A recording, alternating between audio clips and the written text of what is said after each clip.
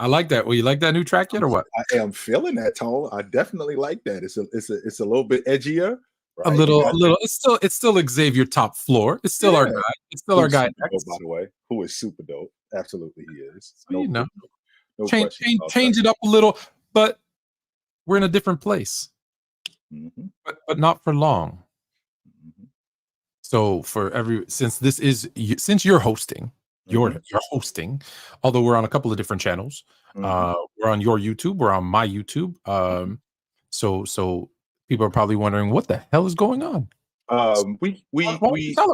We had some cosmetic stuff and some things that are going on within Player's Choice that are getting handled, and in the process of that stuff getting handled, we're still going to be here for you guys, and we are still down with Player's Choice, and we still do our thing with Player's Choice. So we're only here temporarily, even though this is where we started. We are down with Player's Choice, and we will be back over there in 2 weeks. 2 weeks from Monday, we will be back over there, and we will be back in effect. And check the banner. PC back January 15th. We will be back in effect. Absolutely. Now, remember, we're just getting some things, some cosmetic things handled over at PC, and we'll be right back in effect. You don't have to worry about that. We will be right back in effect. I think it's just a matter of PC collectively getting those New Year's resolutions in order. Getting the New Year's resolutions in order, but let's be honest, I couldn't. Could you imagine not being on for 2 weeks? No. That's crazy. Crazy. I couldn't imagine doing it. No. We can't leave y'all like that. We can't do that. Yeah, and it's all good. Just FYI, it's all good. Like you had your chat, I believe. Tomorrow, actually. Oh, tomorrow. Okay, tomorrow. It's all good thing. I had mine today. And I listen. You know, when a lot of times you say, "I think you should do this," and they're like, "Yeah, this is what's up." Right? Salute to Ticket. What's up, Ticket? What's up, brother? I caught Ticket's new show. I caught Ticket's new show yesterday too. That was good. So salute to Ticket. Thank you for letting me know, because that was dope. With I think his name was Chris Copeland, I believe was his guest. He ain't say nothing to me about it. Oh, my bad. He ain't say nothing to me about it. He just got a show, and they ain't even say, yo, chill, my boy, I got something going on, come check me out. He ain't say nothing to me about it. It was good. But anyway. Most people like me more than you. I think that's just a given. So I mean, if we're being honest, you know, I do have that. I do have that. I do have that fight face. You know? See, I'm always smiling. Yeah, see, Tone got the more approachable look. I got that, fight face. So I see. Just you ain't rough me up, man. You ain't roughing me up, Ticket. You gonna put something out there? I purposely didn't give you this see-through cup because I know you get jealous. When you know what's in there. Just so you folks know, you already know what's in the cup, right? All right, you know what's in the cup, and Tone specifically brings that on there to irritate me. He know he does. Yeah. Well, listen, I told you that next time I'm in Florida, I'm buying you one, and then we'll be fine. But you drink your Gatorade, keep those electrolytes up. For those that are asking about Haley, Haley's working. But we've done shows without Haley before. We got a list of topics. I want to start off with can we start off with your top 10? I don't know. Can we talk? Let's do it. Oh. I guess that means no. I hit the wrong button. But I'm going to do it anyways. So our boy Jay here on this like smaller platform called Bleacher Report, and they got you doing some lives, and they got you talking about today. You did this was today. This is from today. Yes, this was from today. From today. Your NBA power rankings. So let's go through your power rankings, and I'll tell you which ones are correct and which ones are wrong. Make people, now you're more fluent. Make them more fluent. Let's do that. Absolutely, let's do that. So if I look at my power rankings, I go off of. Of course, I'm gonna have to go off what's going on right now, right? We got to go off what's going on right now. We got to go off of what teams look like right now. So at number 10, I had the Miami Heat, and the reason why I had the Miami Heat because nothing's changed with them offensively. Well, Jay, what do you mean nothing's changed with them offensively? Last year, they had the worst offense in the league. They played at one of the slowest paces in the league. This year, they're 26th in the league in offense, and they're still at the bottom of the league in pace. So it's not that they got better; they just suck less offensively. That's all that is. However, what also hasn't changed is they're still one of the best defensive teams in the game. That's still there. And Bam is a 22-10 guy this season. He's having a career year. Tone, I think that now we got peak Bam. That's what I'm thinking about, Tone. I think we got peak Bam, and I think that these 20-10 seasons, right? These 20-10 seasons, I think you can get about three or four more of those with Bam. They got a really good rotation down there in Miami. So I like what they're doing, that they're in the top 10. And number 9, I got Sacramento. Sacramento, one of the best offenses in the game. They still play at a top 10 pace. They still in the top 10 in the league in points. The problem that I'm having, Tone, is over their last couple of games, I mean, their last 7 wins, they're giving up 130 a game. You can't stop nobody. I mean, you can't win games when you're giving up 130 a game. As good as you are offensively, you can't win when you give up 130 a game. It's not happening. Okay, let's stop there, because I already disagree with 10 and 9. Because I'm just looking at the list and I don't see these other guys. So I want to just ask you a question about 11 and 12. I guess for you, who are probably my 9 and 10. Dallas. Yep. Orlando. That's who Dallas, Orlando, and the Knicks are right outside of this top 10. Those are the 3 teams. Now, where do you have Indiana? I got Indiana around 16. 16. Wow. Okay. They as good as they are, I don't think that I think the difference between them and a team like Sacramento is Sacramento has more firepower offensively. Indiana has Tyrese Halliburton. No, that's fair. I was just curious how low you have them, because I think I have them at 14, so it's not that far off. But okay, but I got Dallas, and I got Orlando in my top 10. I have Sacramento at 11, Miami at 12. And the reason I have Miami at 12 is because it's a power ranking right now. And I think Miami did this last year too, where they don't take the regular season as seriously. But I agree with you that they're taking it more seriously this year than last year. Right. But I believe that they don't take it seriously. So I'm not going to rank. I'm not going to give them, rankings based on, I know they're going to step it up in the playoffs, which I do. I know they are. So that's, I would say that's my only 2. So you have my 11 and 12. Sorry, you have my 9-10 at 11 and 12. Right. I just have your 9-10. Okay. So that's good. All right. So that takes us to number 8.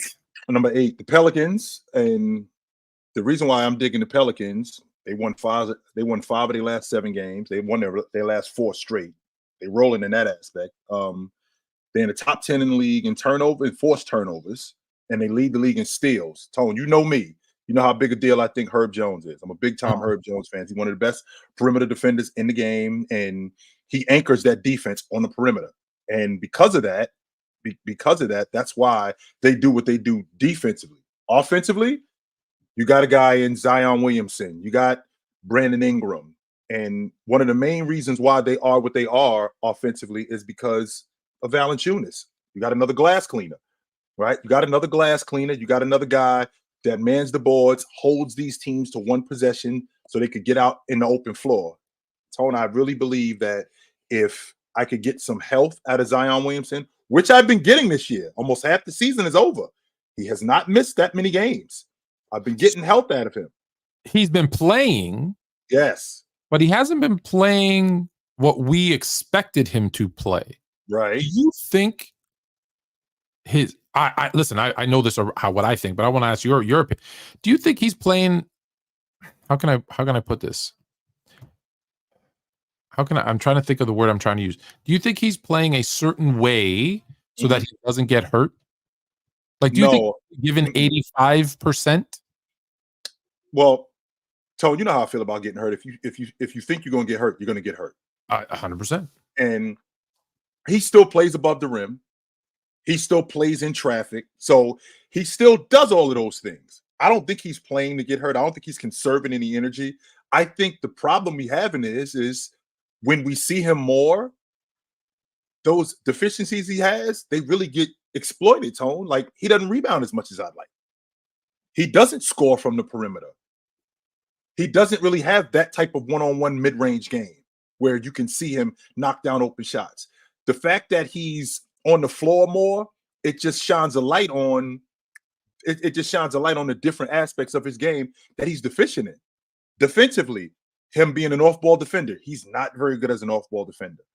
But these are things that can cautiously. I don't. Think he's giving his all, and he's just not as good as he was before. I think it's because when he was healthy before, he was a menace, and we were all like, "Damn, we're talking like this guy's going to be an All NBA, et cetera, et cetera." That's not who I'm seeing today. Well, he's playing, but I don't see that guy. Do you see that guy? Well, he's not doing much more from before than he's doing now. The difference is before he took the league by storm because he was playing above the rim and he was healthy. He's not playing above the rim. Hang on for a second. He's still playing above the rim, but in the process of him playing above the rim, we're starting to see the other stuff that he's not good at. So he still plays. He still plays above the rim. He still gets out in transition. He still is a bowling ball coming downhill. He still does those stuff. He still does those things. But he didn't rebound as much as he used to. But that got thrown by the wayside, Tone. The reason why was because we saw him playing above the rim. We saw all the highlights. And we didn't really get to see him as much as we would like. Now we get to see him a lot more. So because we get to see him a lot more, we get to see the stuff that he's not good at. So all right. At number 7, I got the Clippers. And you just made the list. Yes, I got the Clippers at number 7. In my presence, you refer to them as the Braves. I'm sorry. I've got Buffalo. Number 7. They're tricking you. They're tricking you. Whoa. Remember, Tone, what this list is. This list is in January. Okay, right now. Okay. Remember, this list is in January. You know me, and you know how I feel about the Clippers. I am not a Clipper guy. But I cannot look past the fact that they won 10 of their last 12 games. They got a top 10 offense, Tone. They got not a top 10 offense. They're right outside the top 10 in offense. I'm sorry. They got a top 10 defense right now. I have to accept that, right? They 8 games over 500 when Kawhi Leonard is in the lineup. Now, with that being said, Tone, Paul George already told us. What did Paul George already tell us? He's not a number 1 on the championship team. He already told us that. Yeah, we know that already. Not that we didn't know that already. We already knew that. Tell us. We knew that already. He just confirmed it. That's all it was.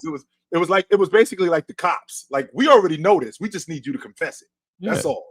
We already know it. So we already seen James Harden as the lead dog. We seen how far he could take us. And then we seen Russell Westbrook.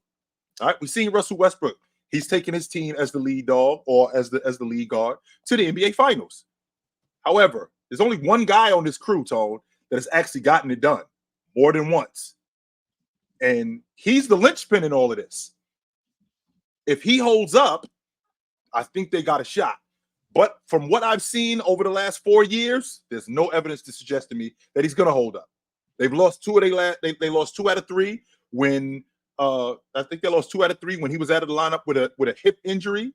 And I try to be more cautious when I'm talking about Kawhi Leonard because Tone, he looks like he doesn't look like the Kawhi Leonard of old, but he doesn't look like an old Kawhi Leonard. He looks like he can still do it.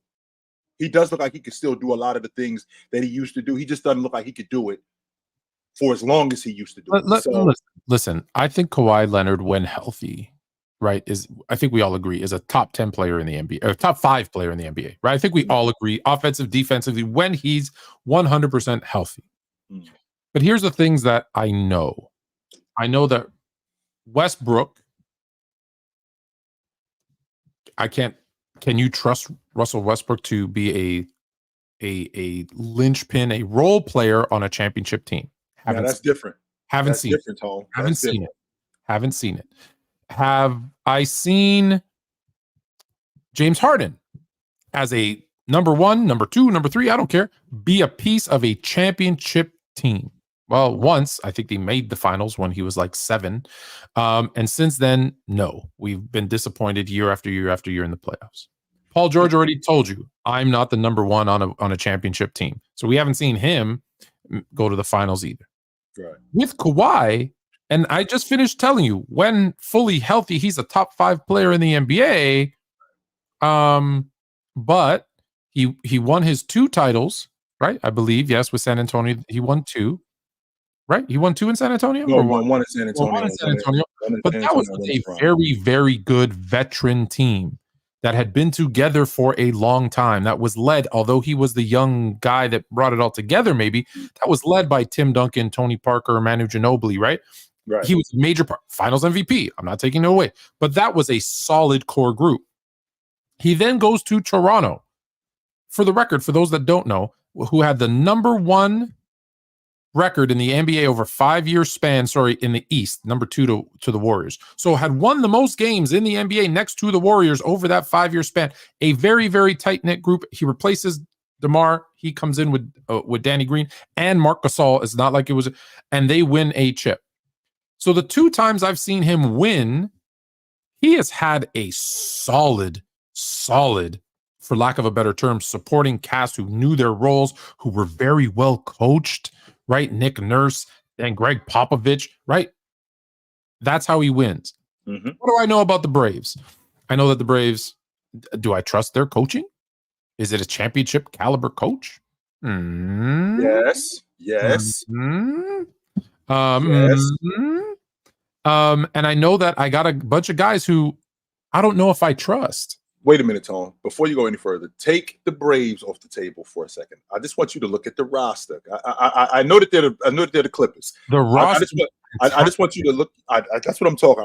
That's where I want you to stay. That's where I want you to stay. You know what the Braves remind me of? The Braves remind me of the Dallas Cowboys.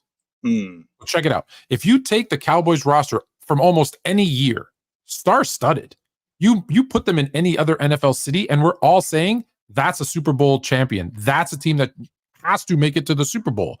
But because they're in Dallas, we go, something's going to happen. The Cowboys. But they're the Cowboys, right? The Cowboys. That's who the Braves are. If that roster was in any other city, we'd be like, that's an NBA caliber team. That's an NBA championship caliber team. They were in Phoenix. Because it's there, we're like, well, and that's why I say don't fall for them. Don't fall for them. Enjoy them now. But that's where they are. Okay. That's number 7. Yeah. Number 6. Yeah.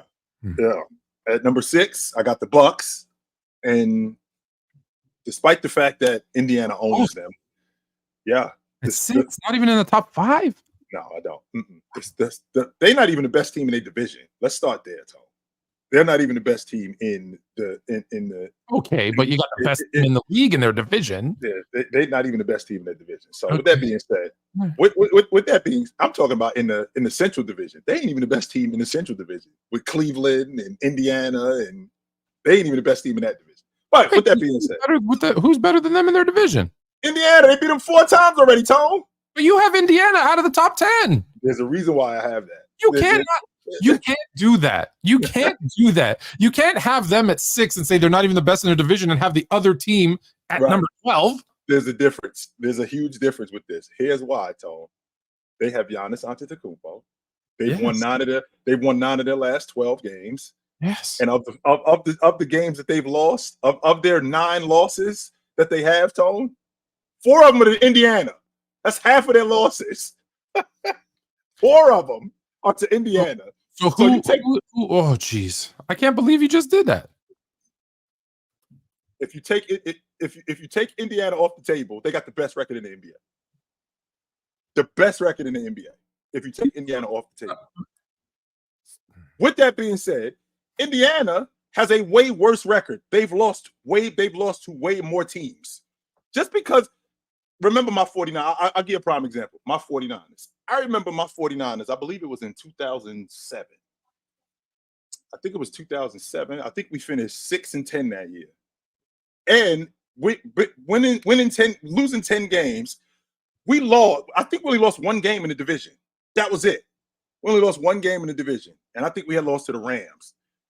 But we had 10 losses. It was obvious that we weren't that good. And we weren't the caliber of the best team in the division. We were not that good. But can't you just say that Indiana maybe just has their number?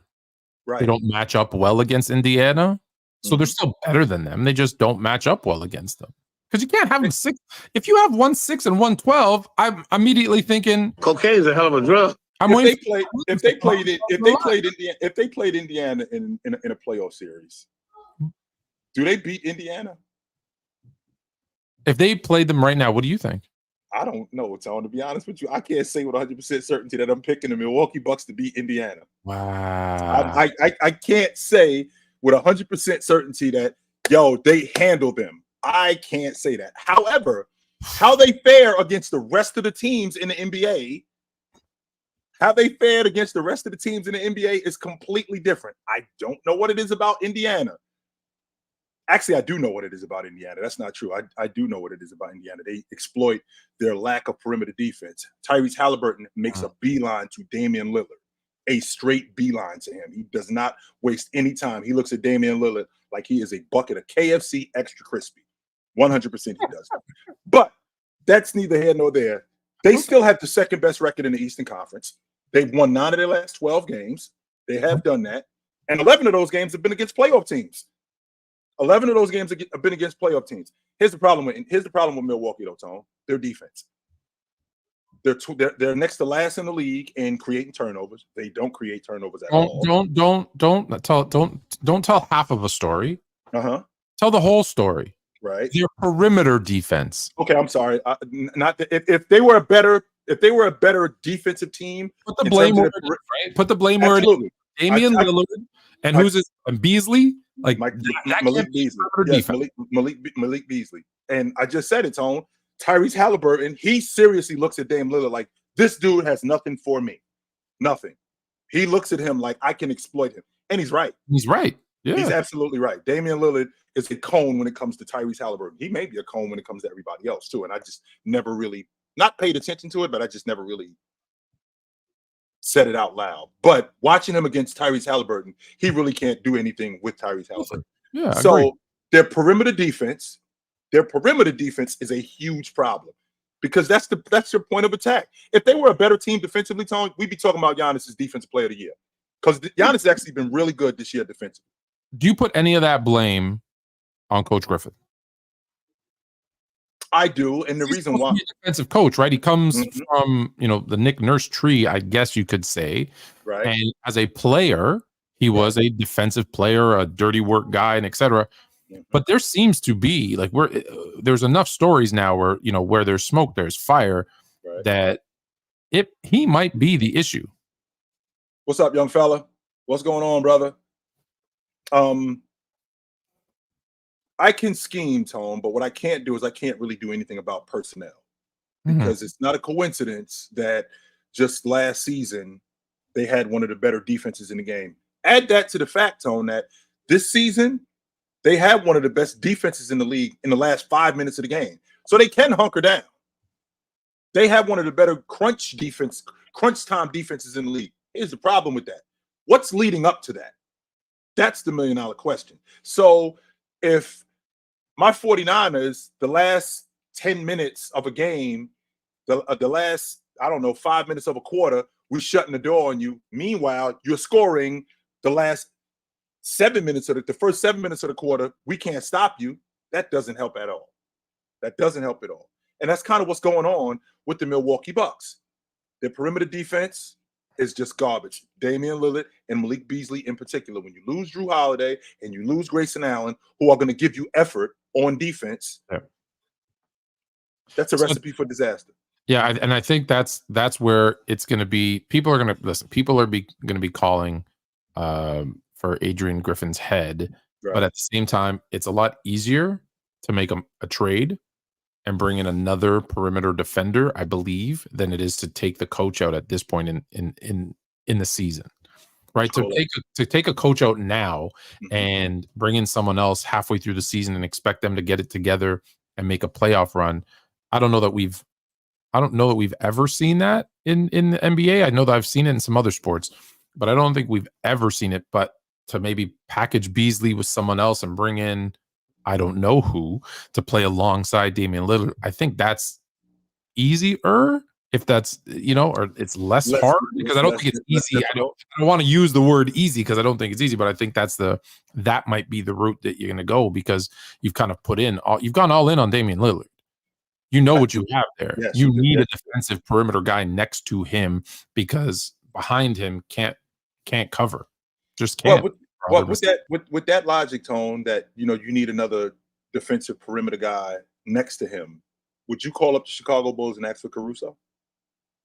If you could get Caruso in a heartbeat, you'd do that.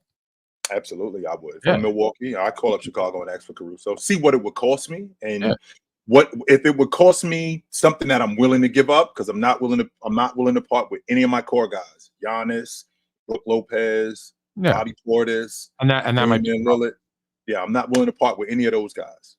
None of those guys. I'm not willing to part with them. But with that being said, Tone, I look at the Milwaukee Bucks. Like I said, they got 9 losses. Of the 9 losses that they got, 4 of them are to Indiana. 4 of them are to Indiana. So because of them being owned by one team, you got them out of the top 5. I do, basically. Okay, and that team is in their division, by the way.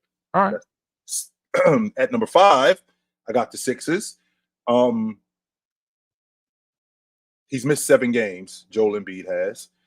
They've lost 5 of the 7 games that he's been out. So it's obvious how big a deal he is to them in terms of their offense, because they got a top 10 offense. They don't pass the ball. I thought that they were a better team in terms of passing the ball, but they're not. But when I watch them and I watch their offense is so much more fluid now. What I mean when I say that, Tone, is I don't see 5 guys standing around the perimeter just watching. When I see Joel Embiid, he's playing more on the block. He's playing more in the mid post. He's playing more on the perimeter and in the mid range. He doesn't play on the long ball line, and he's mixing it up. And on top of him mixing it up, Tone, you got a lot of action off of him. You got a lot of cuts to the basket. You got a lot of down screens. You got a lot of cross screens. Plus, you got Tyrese Maxey going downhill, creating for other people. So that's a big deal, and that's a big deal in itself. Now, with that being said, Tone, I just want to put something on your mind, and I don't know how you feel about this, but the last guy to lead the league in scoring and the team win the NBA championship, that would be your Lakers. It was 25 years ago when the Diesel did it. I know. And the guy who did it before him, that was Jordan. But the guy before him, that was Jabbar in 71. That was it.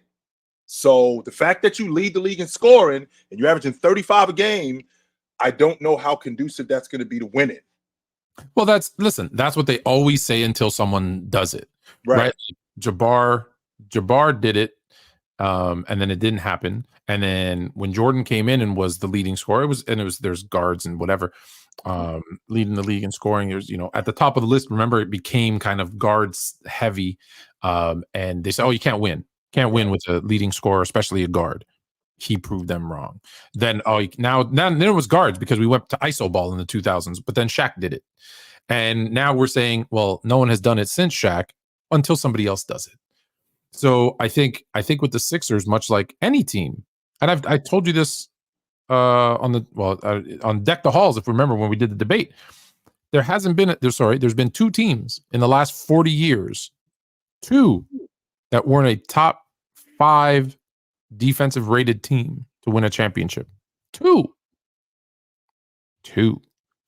So if you're not a top 10 defensive rated team, so as long as Philly's defense, I think it has more to do with what they do defensively than his scoring. Right? I think they are top 5. I think they're top 5 in defense this year. Then I think his to the point of that you're making about a leading scorer winning a chip. I think that maybe that's secondary to as long as they played their defense. And I think Nick Nurse has done a great job of getting them to buy in. And listen, addition by subtraction, moving on by James Harden, letting Tyrese Maxey, your guy that you've been crying for to get more of an offensive load. Boom. It's worked. And on top of that, Tone, to your point, when you were just talking about, leading the league in scoring and being a top 5 defensive rated team, like, people leave out the fact that in addition to Shaq averaging 30 a game, he finished 2nd in Defensive Player of the Year that year. Oh yeah. So the defense is, and that's something that's important to mention. So I think about Joel Embiid averaging 35 a game. They are top 5 in the league in defense. He is one of the better defensive bigs in the game. The question is can he hold up, Tone? That's the $1 million question. Can he hold up? Isn't that the question with everybody? No, it's not the question with everybody, Tone, because that's not the question with James. No, it wasn't the question with Steph Curry.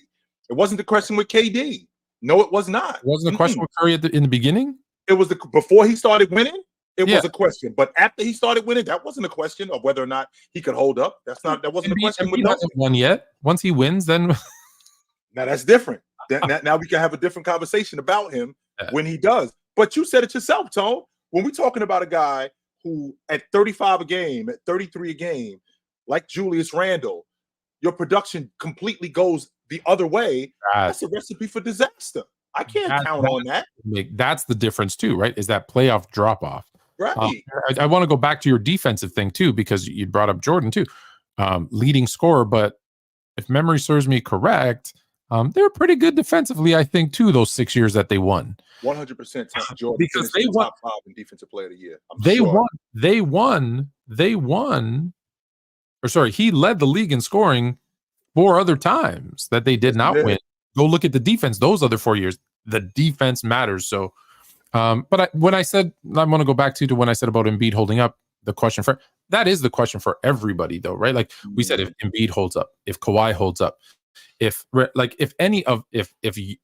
haven't gotten to him yet, if Jokic gets hurt, you're gonna need your best player to be playing. Like but I see what you're saying. He's got more question marks if he can stay his level of productivity in the playoffs and healthy.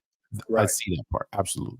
And I'm also thinking about guys that we didn't have this conversation. We've only had this conversation recently, Tone, about guys being able to hold up. We didn't talk about this like when Kawhi Leonard before Kawhi Leonard started to get banged up. For the majority of the guys, Tim Duncan, James, Curry, Dirk, Bryant, like we weren't Shaq. We weren't talking about these guys holding up because we knew that they were going to be there. We knew that those guys were going to be there. Now we're in a space where, we got load management. In addition to load management, these guys don't hold up in the playoffs. Kawhi Leonard is a prime example of that. But if I may, those guys that we're questioning, it's because we've seen them not hold up. Like we didn't question Kawhi before, right? We didn't. No, we did not. Embiid, you question Embiid because day one he came out sitting for the first 2 years, right? So with Shaq and those guys, there wasn't a reason to question it.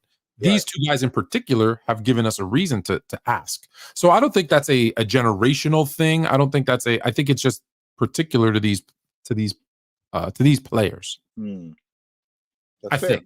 I hope. I don't think it has much. Like I don't think it's about the load man. And you know how I hate the load managing and all that kind of stuff. But I don't think you love it, Tone. You love it. You love guys sitting out in the middle of the season. You love it, especially when it's their one time on the road, and it's the only chance that people who paid a bunch of money to go see them get it, or when it's the Brooklyn Nets.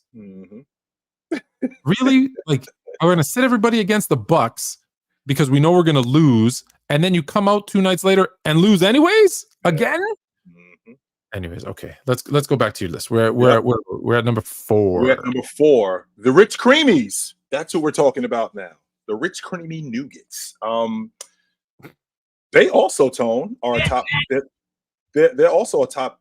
They're in the top 5 in the league in defense. And I'm on record saying this. Contrary to popular belief, Joker and this guy right here. Me and this guy go back and forth about it constantly.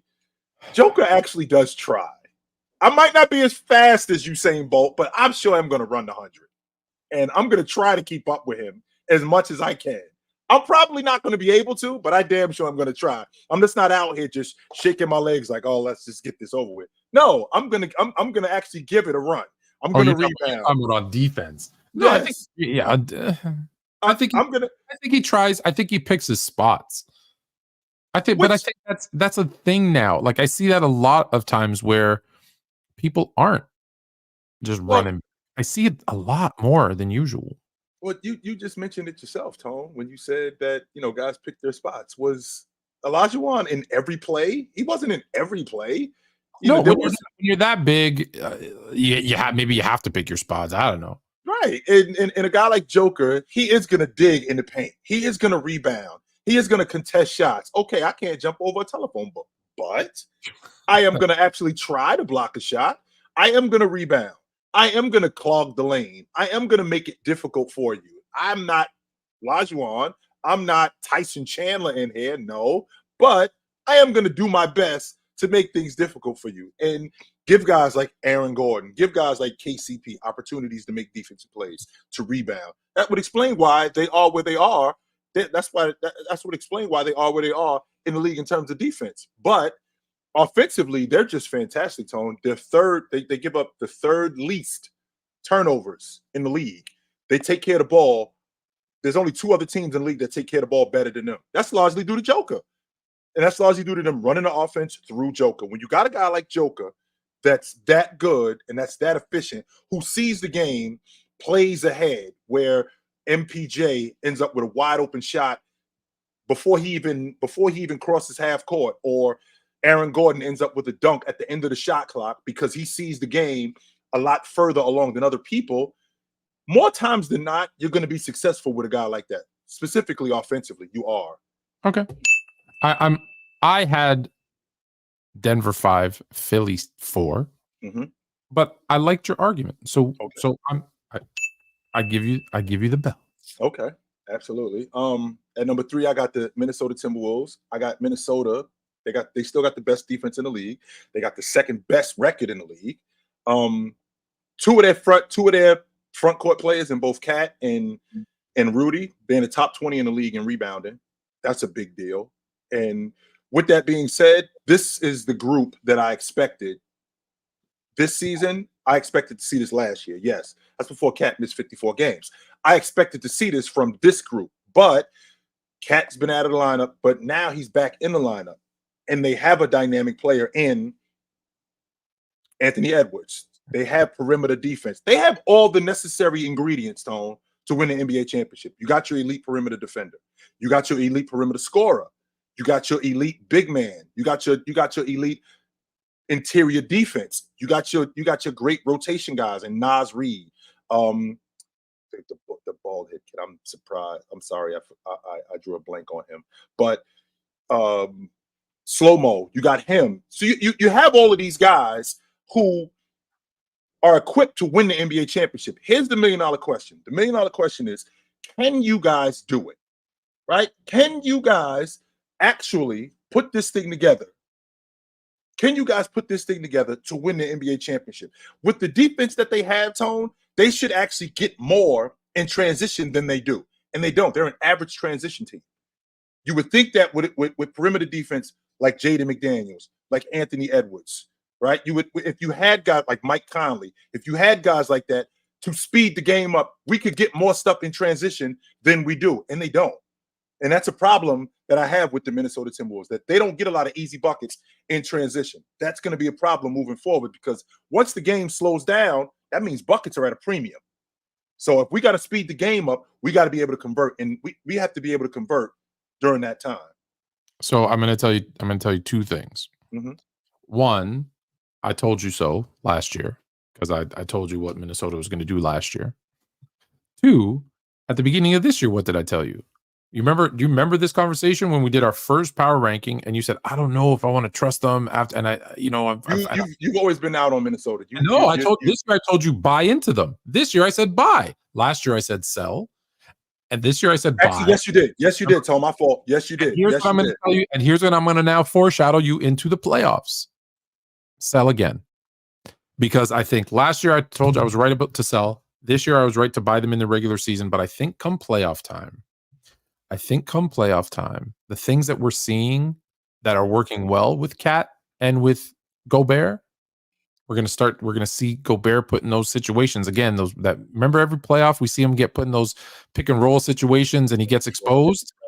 When you got to play them in a 4-7 game series, I think he's going to get exposed again. And I don't like, if I look here, let me look at this. And I know this is going to change between now and then. Right now, Minnesota would face Houston. I'm going to leave out the 9 and 10 teams. I know there's going to be a play-in tournament, whatever. Right now, they would face Houston if they were the 1 seed. Okay, I'm good. I'm good with them. I think they can beat Houston. Houston's young. Okay. In round 2, they got the Braves. You don't think those guys are fast enough and will put enough of pressure on that? So that's what I'm saying. I don't think. And let's say they make it past that, because we're talking about making it to a championship, right? Mm-hmm. They getting by Denver? Denver did say that that was their toughest. I believe it was Bruce Brown who said that was their toughest matchup, and the reason why is because of Joker, and the fact that they play the fact that offense runs through Joker. Joker does play on the perimeter, which drags Rudy away from the basket, and spreads them out. That's going to be a problem, right? Well, in round 2, apparently they'd have the Kings, according to someone who's not biased at all. If Big Ox knows anything, he does not like that matchup. He doesn't. I think the 3 rounds through the West will be too much of a. Mm-hmm. I think it'd be too much for them this season. It's their first season that they've played well. And with that being said, Tone, remember, I said I feel like they have all the ingredients to win it. Yeah. The question is can they put it together? Because we've seen plenty of teams that have all the ingredients to win it. We've seen teams that have everything you need to win it. Can they put it together? That's the difference right there. Remind me again, what was the series, Denver and Minnesota? Denver beat them in 5 games. If that's your matchup. Now remember, Tone, 4 of those 5 games were dog fights, including the closeout game. It took overtime in order to beat them. So there's different ways of winning in 5, but yes, still 1 in 5. It took overtime. Now, Tone, what you trying to sell me is that I got knocked out in the second round, but he did puff my eye up. You were my top matchup because I didn't beat you in the first. He did puff my eye up, though. Yes, he did split my lip. He did do that, but I did drop him in the second round. Right. I'm not saying. I'm just saying. That's all. Did drop him in the second round. So, my God. All right, back to your list. So I'm good with the. I'm with you. I have the Timberwolves at 3-2 because I also agree on your number 2. Yep. There's already been questions in the chat why you got them number 2. I got Oklahoma City at number 2 for a number of different reasons. Number 1, they're in the top 5 in the league in scoring. That says a lot to me that they could put the ball in the basket in a number of different ways. They're one of the better transition teams in the league. They're also in the top 10 in the league in assists. You know what that means, Tone? That means that the ball is moving. If the ball is moving, people are moving. If people are moving, they keep the defense off balance. That's a good thing for Oklahoma City. Now, when we talk about them on the offensive side of the basketball, how good they are, they're even better on the defensive side of the basketball. They're in the top 10 in the league in forced turnovers. Top 10 in the league in forced turnovers. Now, if you're in the top 10 in the league in forced turnovers, it goes back to my theory with Minnesota. Oklahoma City is one of the best transition teams in the game, which means they're converting on these turnovers. So when they get teams to turn the ball over, they're actually scoring, which would explain why their scoring is up, right? My problem with Oklahoma City, however, is they're one of the worst rebounding teams in the game, Tom. That's an issue that I have with them. I thought that with Chet being in the lineup, he gave them something. He gave them something that they didn't have, and that was an interior presence. That was a rim runner. That was a stop and pop guy and a stretch 5. And he's giving them that. Add all of that up with the fact that with this Oklahoma City team, I was apprehensive with them early. I thought they were a playoff team. I want to make sure I'm clear on that. I thought they were a playoff team, but I didn't think that they were this high early. And the reason why is because they were below 500 against playoff teams. Well, over the last, I believe, 2 weeks, beat Denver twice, just beat Boston, and smoked Minnesota. Smoked them. So they are getting it together. Jalen Williams is one of the better second-year players that I've seen in a long time. What can I say about SGA? He's a cross between Steve Smith and Brandon Roy when I watch him, and everything about his game, I really dig it. And he's even better on the defensive side of the basketball. I don't see him getting sped up. I'm trying to make sense of how, why can't you stay in front of this guy? Because he doesn't blow me away with his athleticism. He doesn't play above the rim. So why can't you stay in front of this guy? Because he's so crafty. that has a lot to do with it. They got a bunch of good rotation players in Isaiah Joe and in Cason Wallace. This Oklahoma City team is young, and they got a lot of guys like Josh Giddey, like Jalen Williams, like Chet. They got a lot of guys on rook deals. Tone, you being a businessman, and in the business of basketball. I love the rook deals. Absolutely, you being a businessman, for a fact that when I got you on your rook deal, I better get everything that I can get, because once it's time to pay, I'm not going to be able to pay all of these guys. And that's what makes me listen. I know we're just talking about this season, but that's what makes me nervous about, especially OKC, right? Not a big market. That's what makes me nervous about the long term, because with this core, they should be challenging, right, to go to the finals for multiple years. Right. But I feel like it's going to be like the last time, right? Harden leaves, KD leaves, like they all one by one just kind of started drop off for different reasons. Don't get me wrong, but I think that's going to happen again. Sadly, because when you work so hard, you tank, you get these draft, like they had 75 first round draft picks. I thought it was 80. I'm pretty sure I counted 80, Tone. Pretty sure I counted 80. And they did a good job putting this team together, right? Not a bunch of superstars, but a bunch of pieces that fit together, which is more important. But they rolling right now, Tone. They've won 11 of their last 13 games. I mean, they lost last night a dog fight. They won. They lost their last one, but I think they're 8-2 in their last 10. Yeah. They look good. They're rolling right now. Listen, SGA is not going to win it, but SGA is going to be in that MVP. He's going to get some votes for MVP, as he should. Yes. Or I don't know. Maybe another Canadian guard wins an MVP. I don't know. What does that say for Canada, Tone? If you get 2 Canadian guards in the last 20 years win league MVP, it's beautiful. That's suspicious. That's weird. No, it's not. It's not. It is kind of actually. Yeah. Wins back. There's going to be some questions. It is kind of. It is kind of weird. So, all right. So number one, I don't think anyone. I challenge anyone. Yes, FIFA. I'm dropping the link later. I challenge anyone right now. I challenge you to tell me Boston isn't the number one team in the league right now. You can't. If anyone can tell me why. You can. When you got a unicorn as your 3rd/4th option,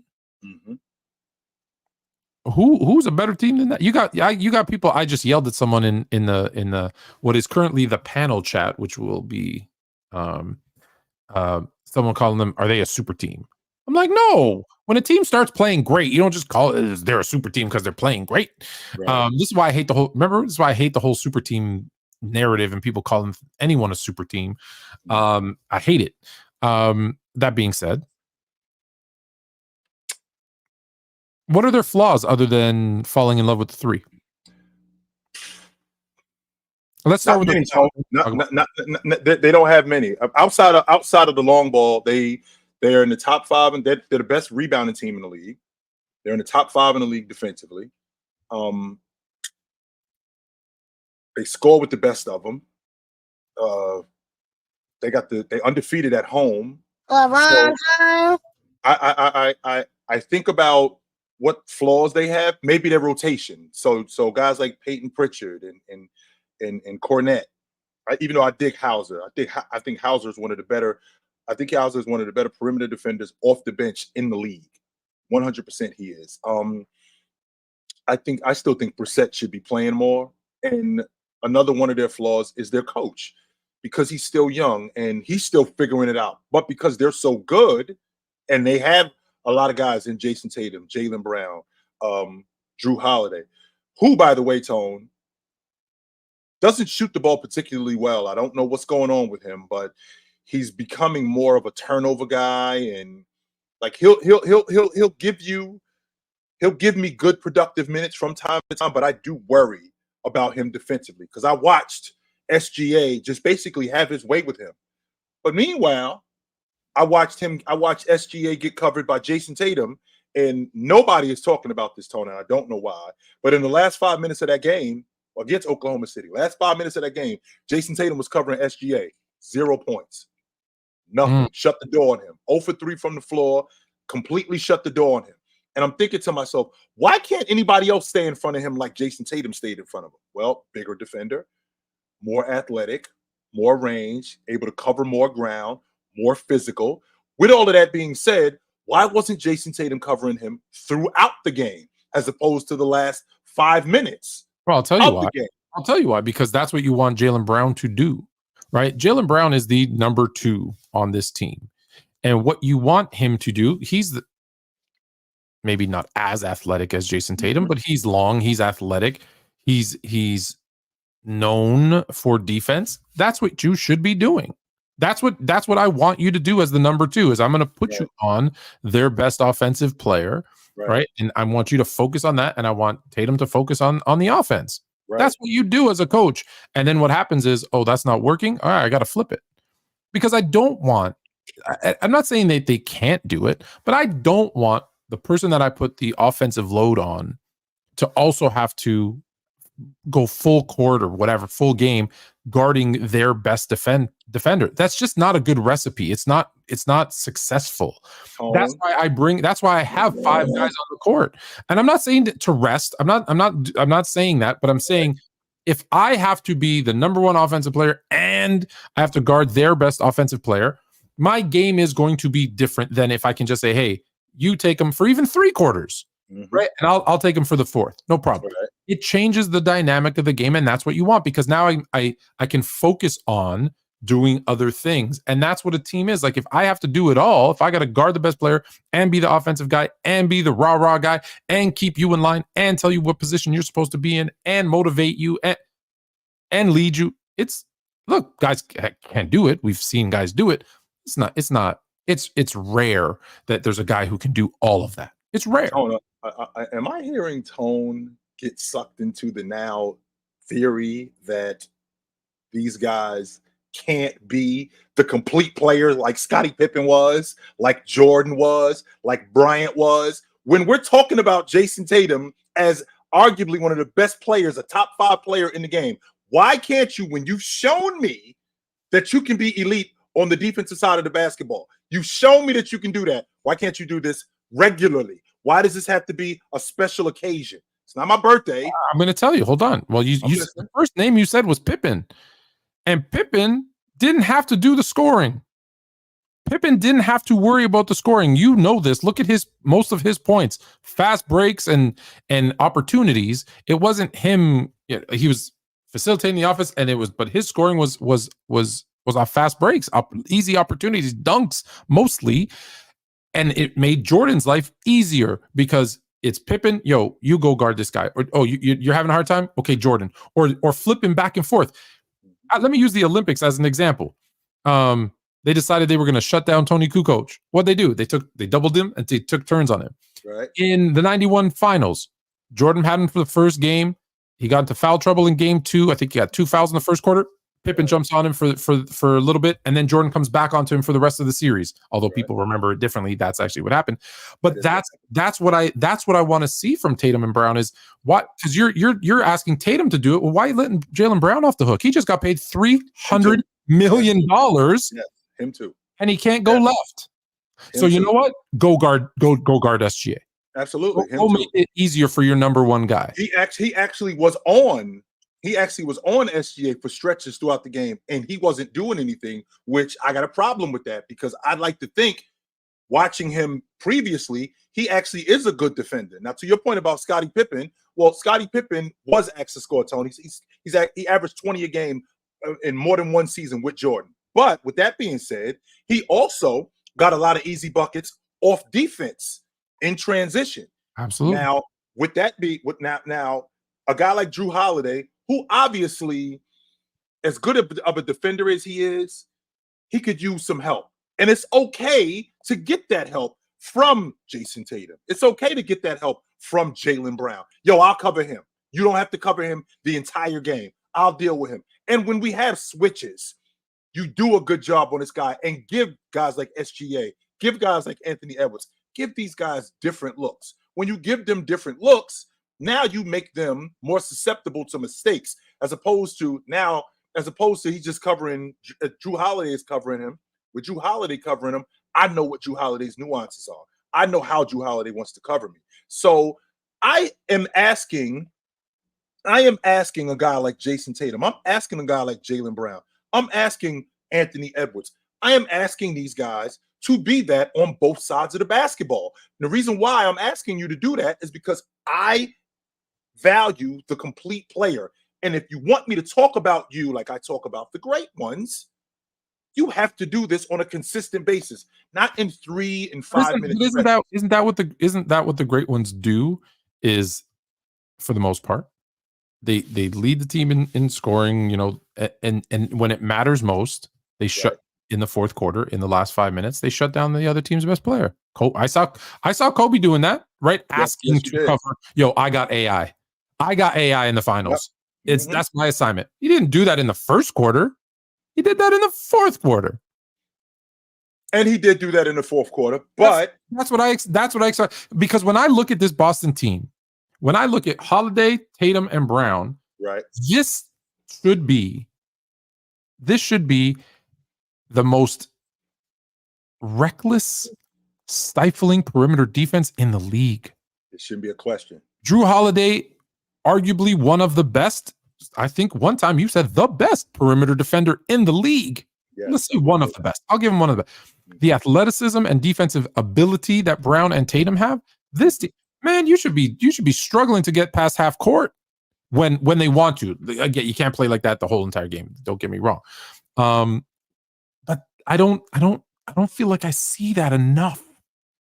Right? I see Tatum step up against SGA. Okay, last 5 minutes held him to no points. But I don't see that's what. So those are the things that when I look at the Celtics, it's the falling in love with the three, right? When it's just if they were to, you know me, if they were to go to the basket a little bit more, your threes become a lot easier. Their bench makes me a little bit nervous.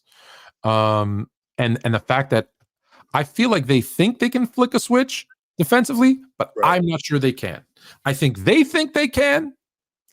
I'm not sure that they can. I think that they can. I think they can, Tone, as a unit.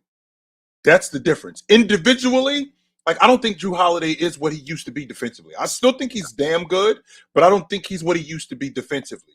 And because of that, I don't think he could just turn it on defensively, individually. I think he can do it in stretches from time to time, but he's not what he used to be 3-4 years ago. He's a little long in the tooth now. Now, if he could get with a guy like Jason Tatum and Jaylen Brown tell him, yo, we got your back. You don't have to do this by yourself. We got your back. They can, as a unit, with Porzingis being a rim protector that he is, and the paint presence that he is. I think that he could also help them as a unit flip a switch. Individually, no. Okay. All right. Let's that was the top 10. Yep. We're gonna invite you guys on. We're gonna save time at the end for that. Yep. But I want to go through some of the stuff that's going on in the NBA. The first one is a weird one because the Raptors just made a trade. We've already talked about the trade at length. OG Anunoby, Malachi Flynn, and Precious Achiuwa to the Knicks. Yep. The Raptors get RJ Barrett and Emmanuel Quickley, who, by the way, Quickley had a heck of a game last night. And was having fun. I don't know if you heard, but he was like he knocks down his first couple of threes, and coach is like, hey, you don't look like you're having fun, man. Have fun, relax. And that's when he started doing the dance, and like people were questioning the people I was watching the game. I was like, why is he acting like that? I'm like, because Tibbs. Why not have fun? Yeah, because Tibbs wouldn't let him do nothing. Tibbs. so it's made this team more at least fun to watch. They're 2-0 since the trade, but now the second shoe looks like it's going to drop because more and more we're starting to hear about Pascal Siakam still possibly being on the move. Indiana, the team that keeps coming up. Have you heard this trade? I have not. Oh, that's news. I have not heard this trade, but I don't hate it. I don't hate it. In fact, I actually like it. I don't hate it because now it gives Tyrese Halliburton another option offensively. Pascal Siakam is actually going to play some defense on the perimeter. He's not a cone. Yeah. He will make efforts to defend, which is one of their major problems. They don't have that kind of intensity and they don't have that kind of effort defensively. The issue that I'm having with this is, Tone, he comes off the books after this year. So he's a rental. And am I willing to give up my young talent for a rental in effort to us winning it? I mean, does Pascal Siakam push Indiana over the top to go, okay, we got Siakam now. We're now the favorites in the East. I don't know if I can say that with 100% certainty. Yeah, and I think the rumor was Siakam in a package for, Matherin and some others. So I don't. Again, you don't know who the trade's actually going to be for. But I mentioned this before, how there seemed to be a rift that goes back years between OG and Pascal, and they gave up a first round. They don't have any first round picks this year because they gave up their first rounder to get Jakob Poeltl, who, by the way, just on a side note, Jakob Poeltl is like such an underrated big in this league, right? He's a rim runner. He shoots close to like 70% from the field. Like every time he throws something up, it's going. You don't know how, because he throws up these weird. They always go in, right? Like 65-70% from the field. Right. He doesn't get a lot of block shots. But I was watching yesterday's game, and I was purposely watching for this. There are so many times, because he's sneaky long, right? Like, he's a big, but he's sneaky long. And it's like, oh, he didn't block that, but man, he changed that shot enough that he missed. And I counted like 3 or 4 possessions in a row when Toronto went on, I believe, an 11-0 run to kind of pull the game away. And it was like he contested. And that's where I wish there was a stat for like contested / changed shots, because you don't get the block. A lot of times you don't get the rebound because you're the one outreaching your arm and going at.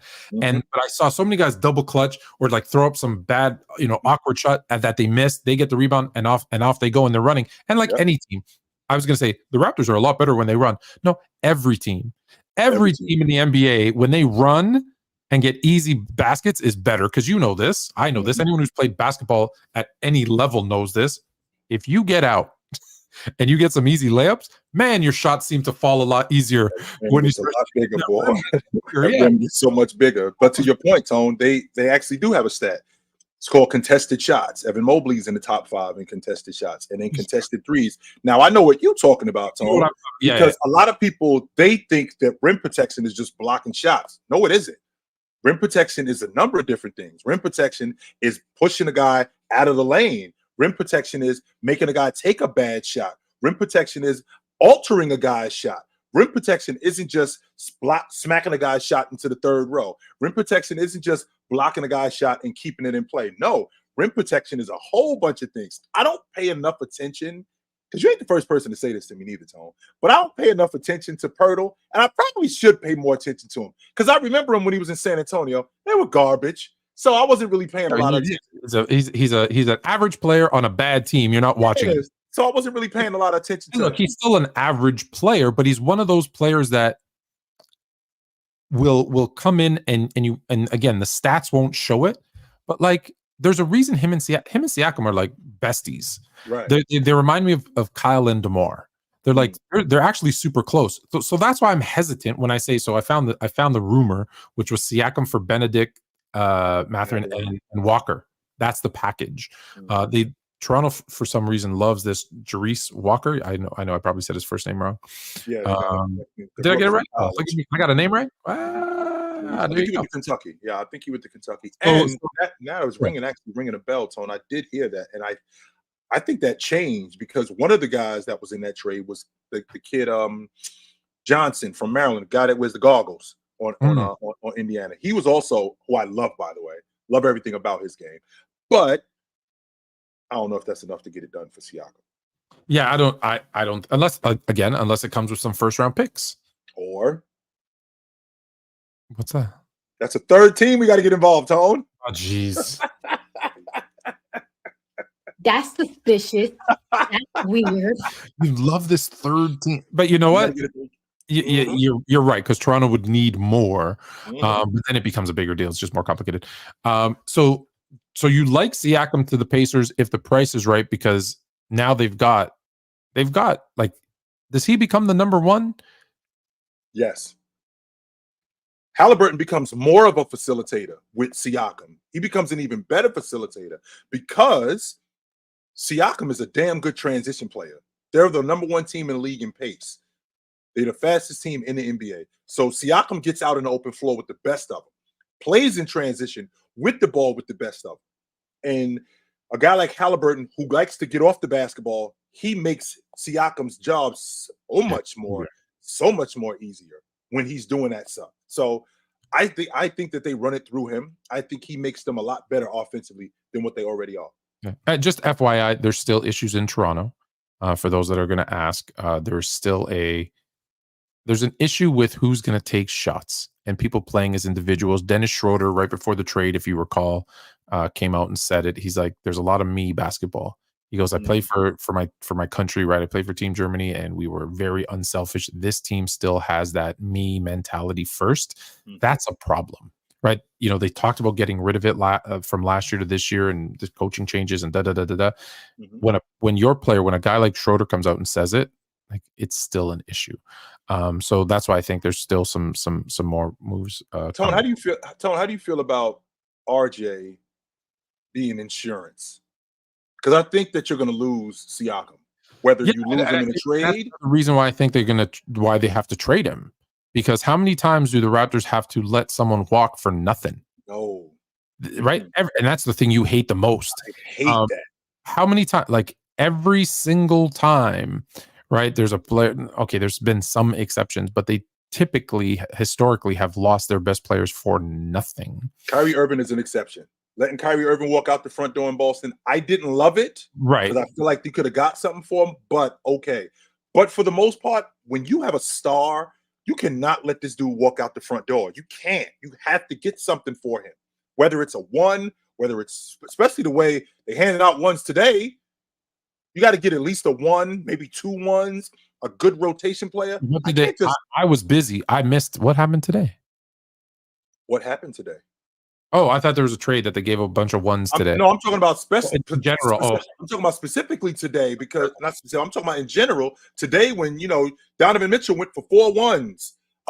Rudy Gobert went for 4 ones. These guys, they're when you're talking about having a star, I can't just let this dude walk out the front door for nothing. No, I can't do it. And when teams do that, I appreciate the logic tone of addition by subtraction. I do appreciate that. However, when you have a star like Siakam, I am not letting him walk out the front door for nothing, especially when I'm rebuilding. It's not like in Boston when they had Kyrie Irving, when you had Jaylen Brown, when you had Jason Tatum, when you had Marcus Smart, when you have Robert Williams that you got in the draft. Then, okay, we got something going on here that even though I hate it, I probably could have gotten another couple of ones for Kyrie Irving. Okay, I do have my building blocks here. But when you have a team like Toronto, that's literally, when you lose Siakam, he's the last guy left from that championship team. So essentially, you're starting over. So you're starting over with Scotty. They've said we're starting over with Scotty. I believe RJ Barrett is part of that. I strongly believe because Quickly is a restricted free agent, so I think they're going to match anything he gets. That's going to be pricey. And so this is your chance to, when you said RJ's insurance, I'm not as high on RJ as you are.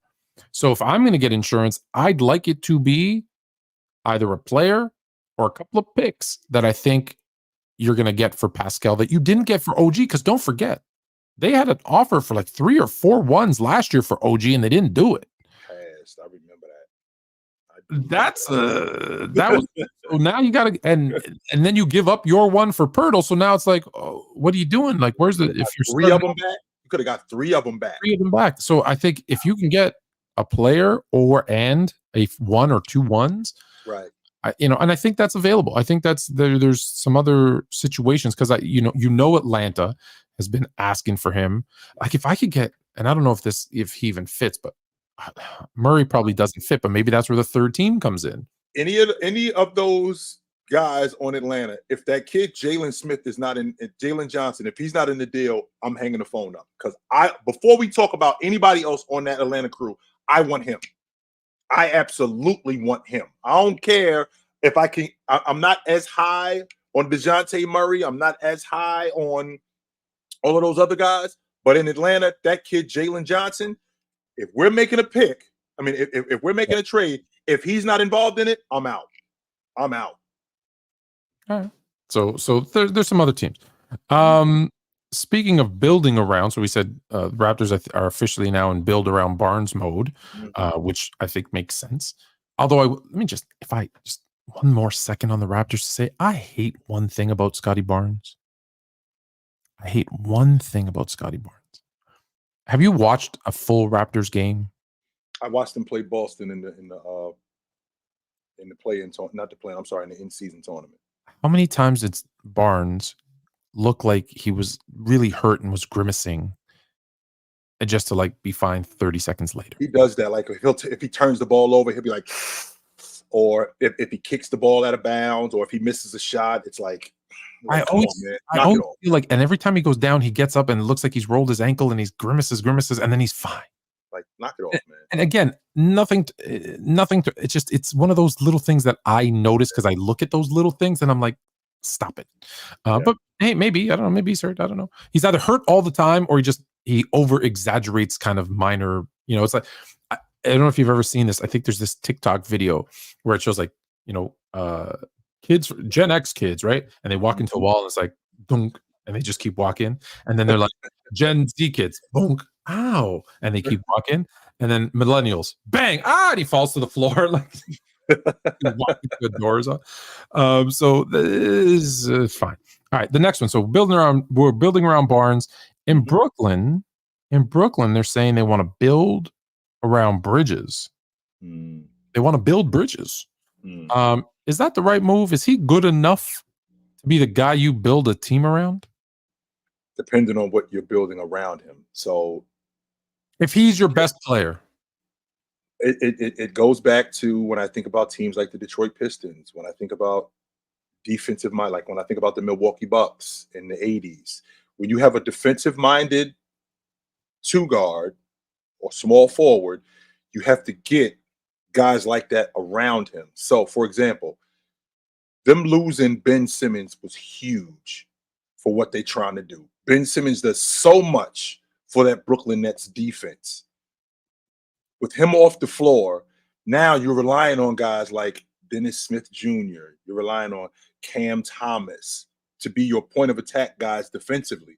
That's not going to get it done, right? You're relying on guys like Cam Johnson. If you're building this unit around Mikal Bridges, you building this unit around Mikal Bridges to his skill set, because that's basically what you build units around players for. You build it around for their skill set. When they built that unit around Jordan, that unit was built around Jordan to his skill set. When you built the unit around Jabbar, when you built the unit around Olajuwon, when you built the unit around Shaq, you building a unit around a guy's skill set. And Mikal Bridges, I personally think that what you saw last year when he first got there, that 22 to 25, I think that's fool's gold. I think he's more of a 17 to 20 a game guy at best. So with that being said, that's more of a Rip Hamilton type of guy, which means that you got to get a distributor around him, like a distributor who defends, like Ben Simmons.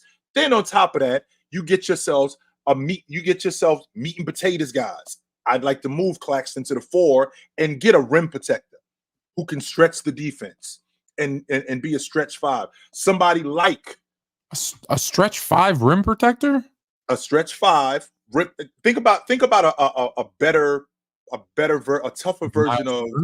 That's who I'm thinking about, Tone. That's exactly who I'm thinking about. I'm thinking about a tougher version of Miles Turner. I'm not thinking about Miles Turner because Miles Turner can stretch the defense and he does rim protect. But I don't think he's that tough.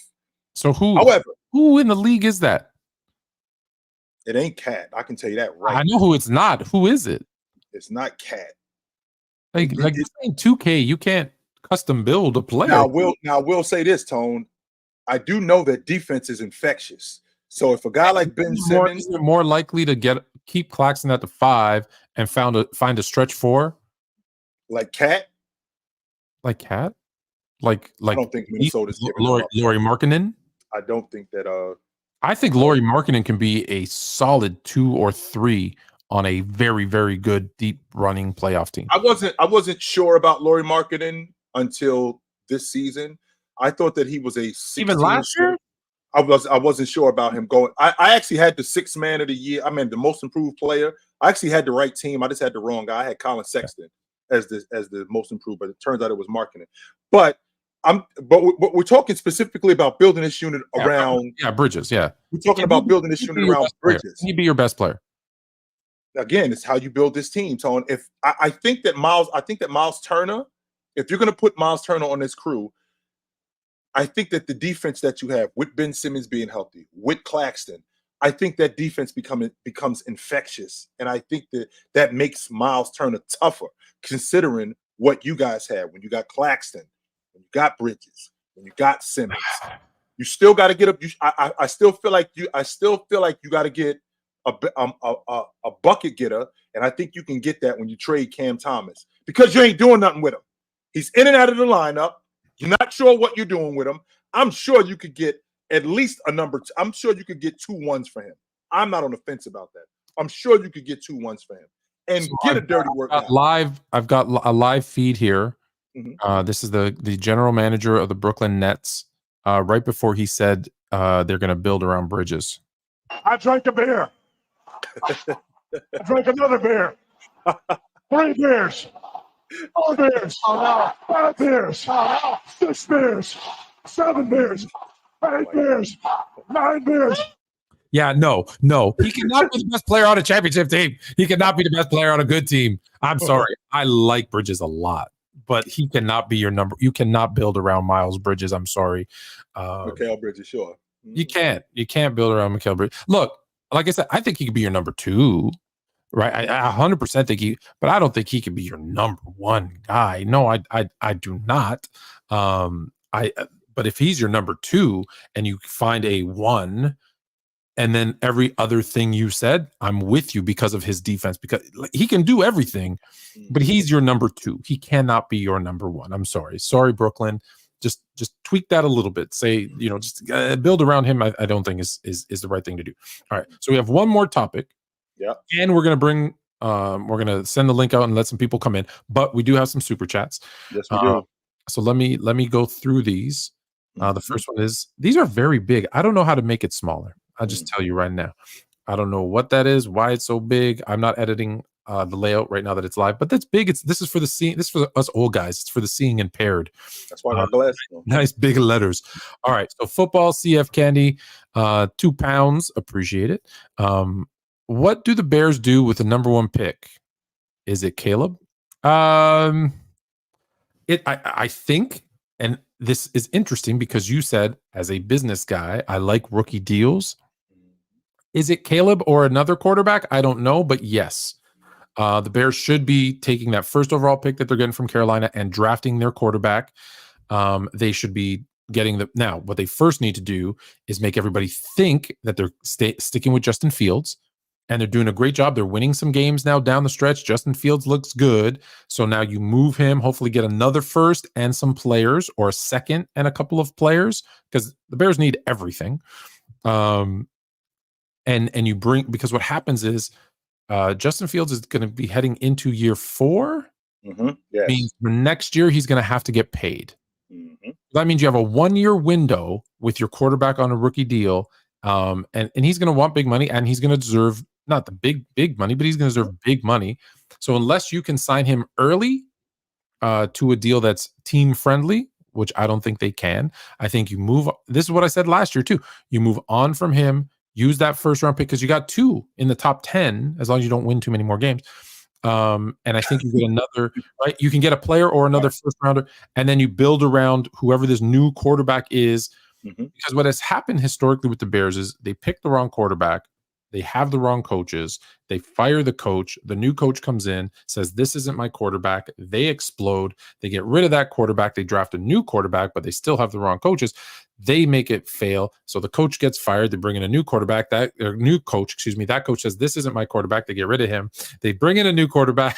So why is this going to be any different when you get Caleb? This is Caleb where Williams. It's different. Why is this different? Because you're going to wreck him too. If they believe this is the right coaching staff, keep the coaching staff, bring in Caleb, and say, this is your guy, make it work. Because historically, they've always brought, or Caleb or another quarterback. It doesn't have to be Caleb. And look, it might just happen again. It might just be they bring in another quarterback. It's the wrong quarterback. Then they fire the coaches and bring in a new coach. He says that's my. It might happen again. We're seeing in Kansas City recently what Patrick Mahomes' life would have been like if he got drafted by the Bears. He would have destroyed him. 100%. Let me tell you. What did I tell you? The second he gets his big money, other people are going to have. We already know what it is. Yes, we already know what it is. And look what happens with the Chiefs, right? It happened with in the history of the NFL, and granted, it was Patrick Mahomes last year, but in the history of the NFL, one top 5 paid quarterback has won a Super Bowl. One. Uno. And that was last year, Patrick Mahomes. And what happened after that? They had to lose a couple other guys, and now they got a bunch of guys who should be playing DB because they can't fucking. My bad. All right, so yes, to answer your question, yes, the Bears should move on, and not because Justin Fields isn't good. It's not because of that. It's just because, again, either team friendly deal him and then keep him, or move on. It's the only thing you have. This is the only thing you can do. Terry with two dads says, thanks for super chat. Shaq, Troll alert. Today's game playing. No, he said just playing. I was because I was ready. Once I read the first part, he's Neurons Nolan today's game. Cocaine's a hell of a drug. It is. How's y'all day going? How's your day going? Good, yo. Running good, man. Running good. My day is going well as well. So here's maybe his real question. Shaq is just slightly more athletic than Big Country. Which, by the way, and Mars put something on my mind a couple of weeks back, and it made a lot of sense. So 20 years from now, when Joel Embiid is retired, they're going to ask him, who was your toughest matchup? He's going to say, Al Horford gave me hell. Just like Shaq, when you asked him years later, who was your toughest matchup? I couldn't do anything with Big Country Reeves. He used to tell me all the time, Tone, Jermaine, how do I stop this dude? What am I going to do with him? He's slow. He doesn't get up off the floor. He ain't really that athletic. How do I stop him? I said, run him. He's like, Jermaine, I run all the time. I can't do nothing with this dude. So I don't know what it is about Big Country. I don't. I wish we had known each other then, because I could have helped you. If you would have just reached out and said, yo, Shaq's having trouble with Big Country because he's slow, he doesn't get off the ground, I'd be like, no problem.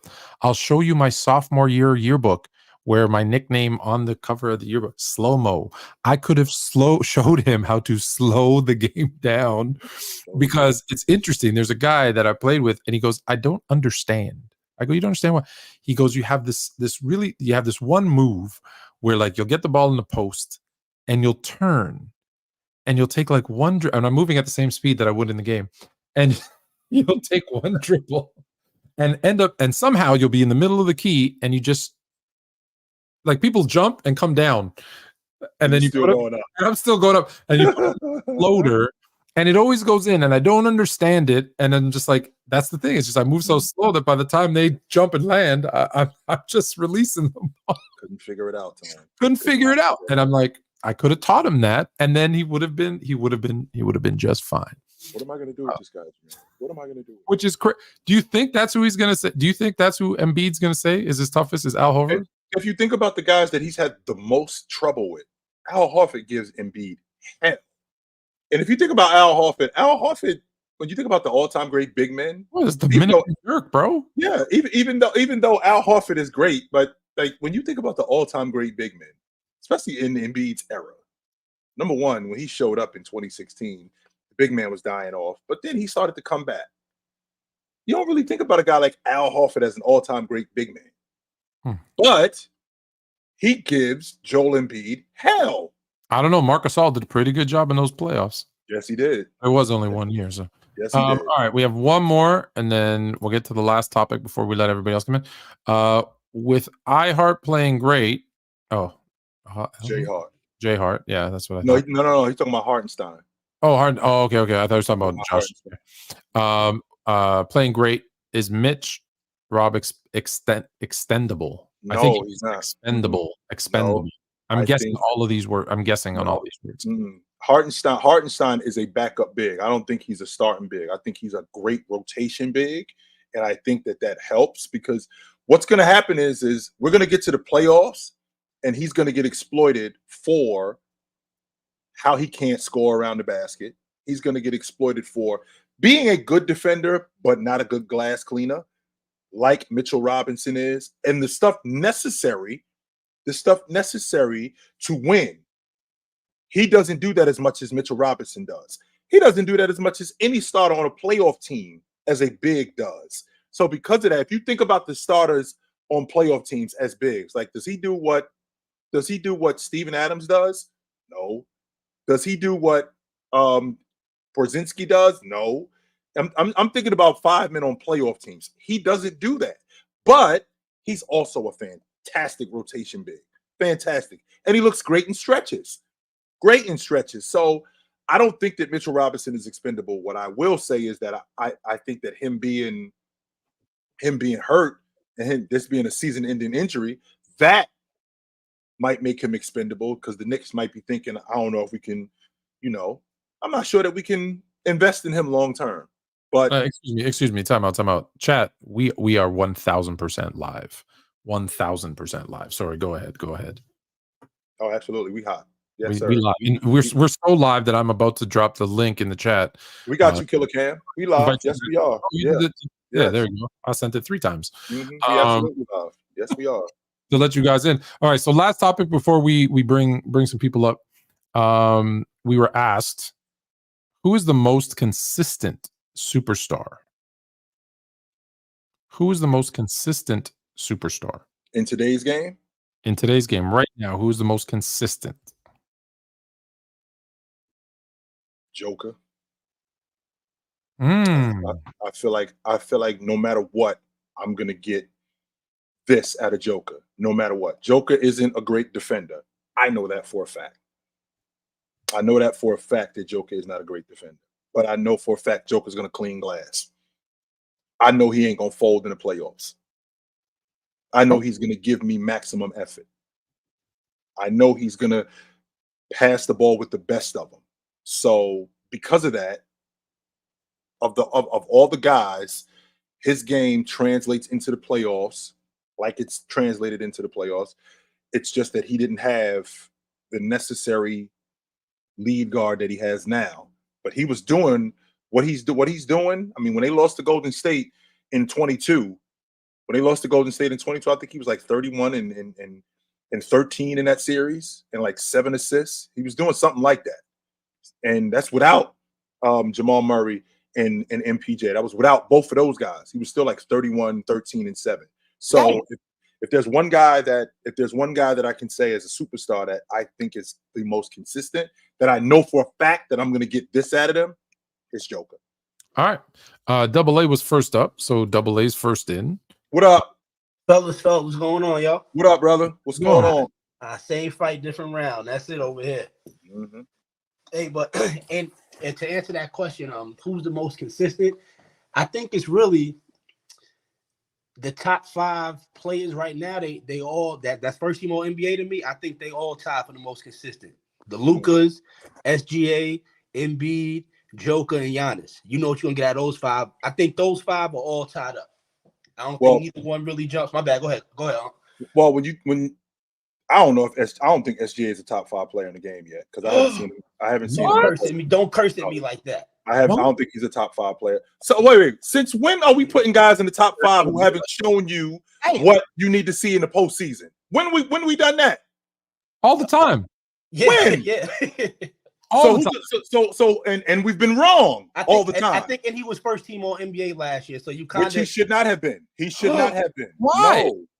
Because his team didn't make the playoffs. Jersey, Chill. We are from Jersey, Chill. You better not say that.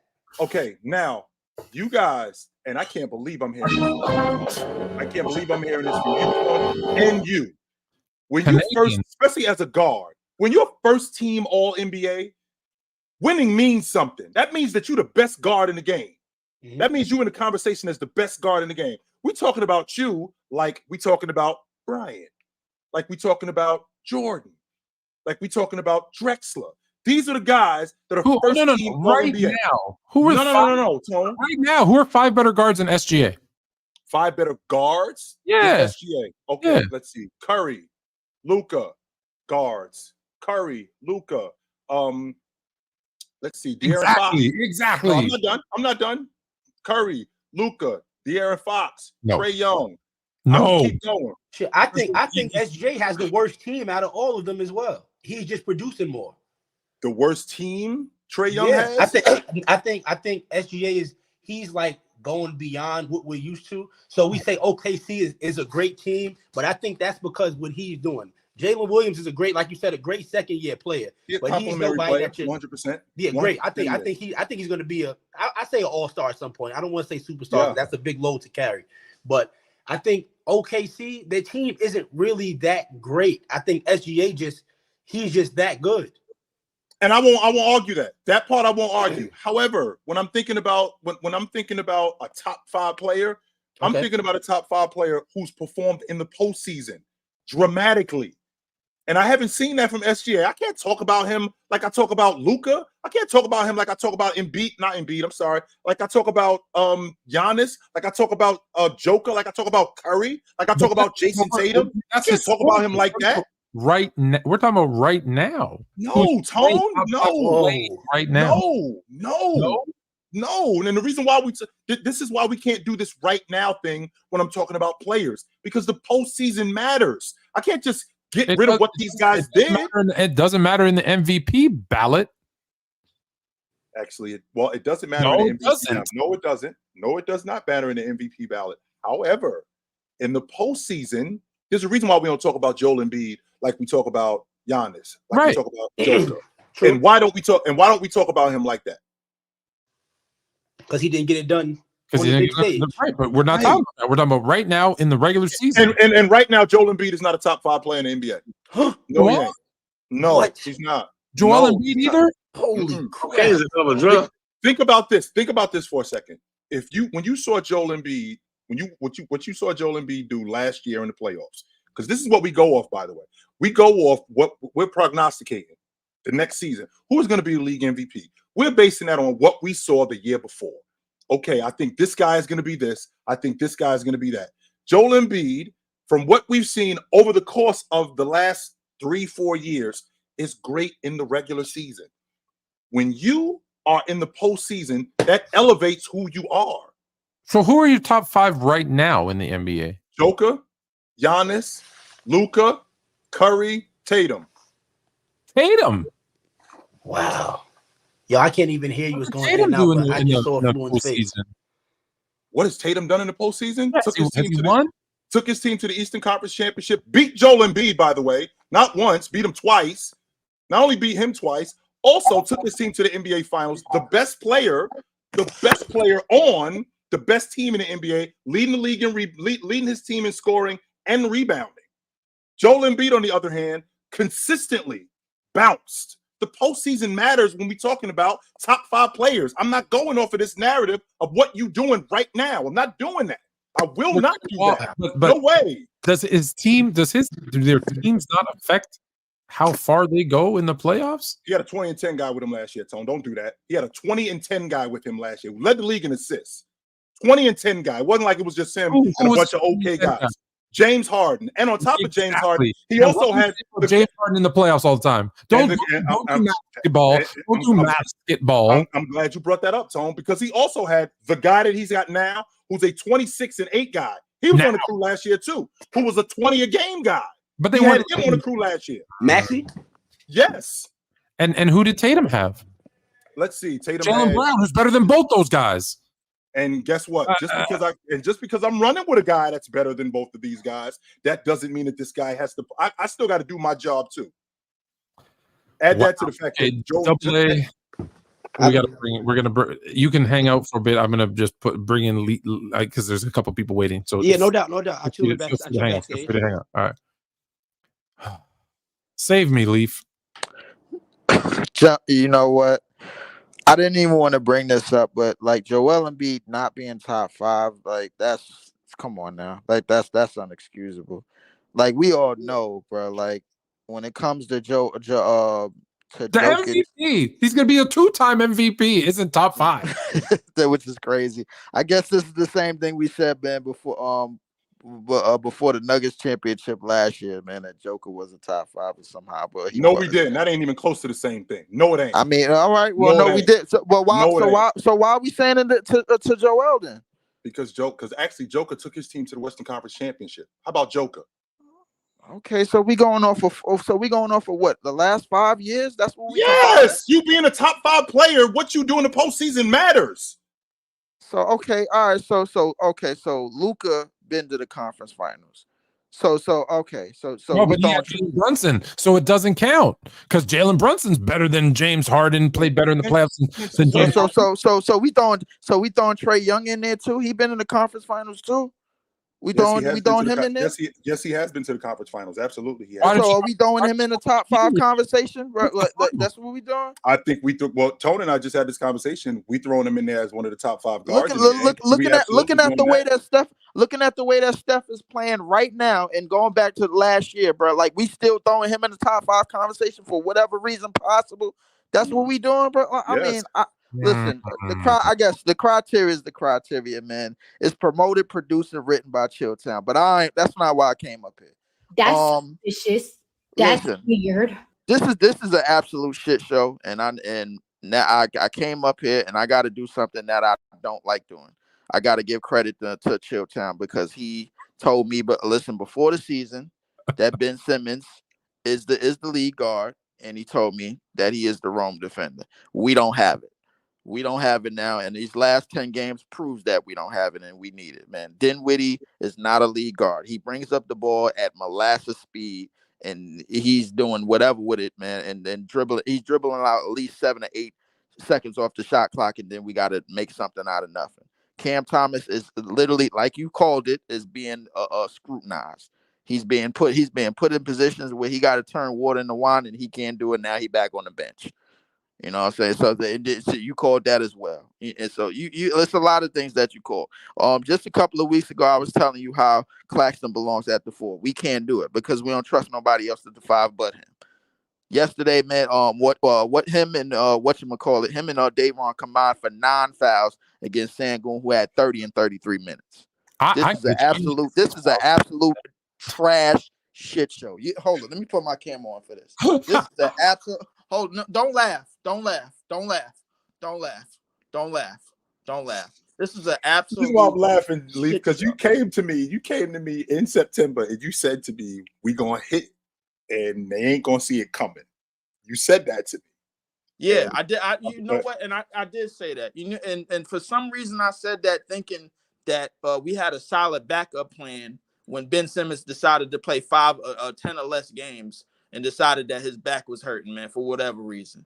So whatever the case is. And by the way, a side note, don't ask me to be objective when it comes to the Knicks, because I'm not doing it. I fight with them fan base too much. I'm never doing it. No, don't ask me to do it ever again. That's disrespectful to everything I stand for, man. Don't ever ask me to do it. So the thing is, do you agree with this? Do you agree with this? If your best player is small,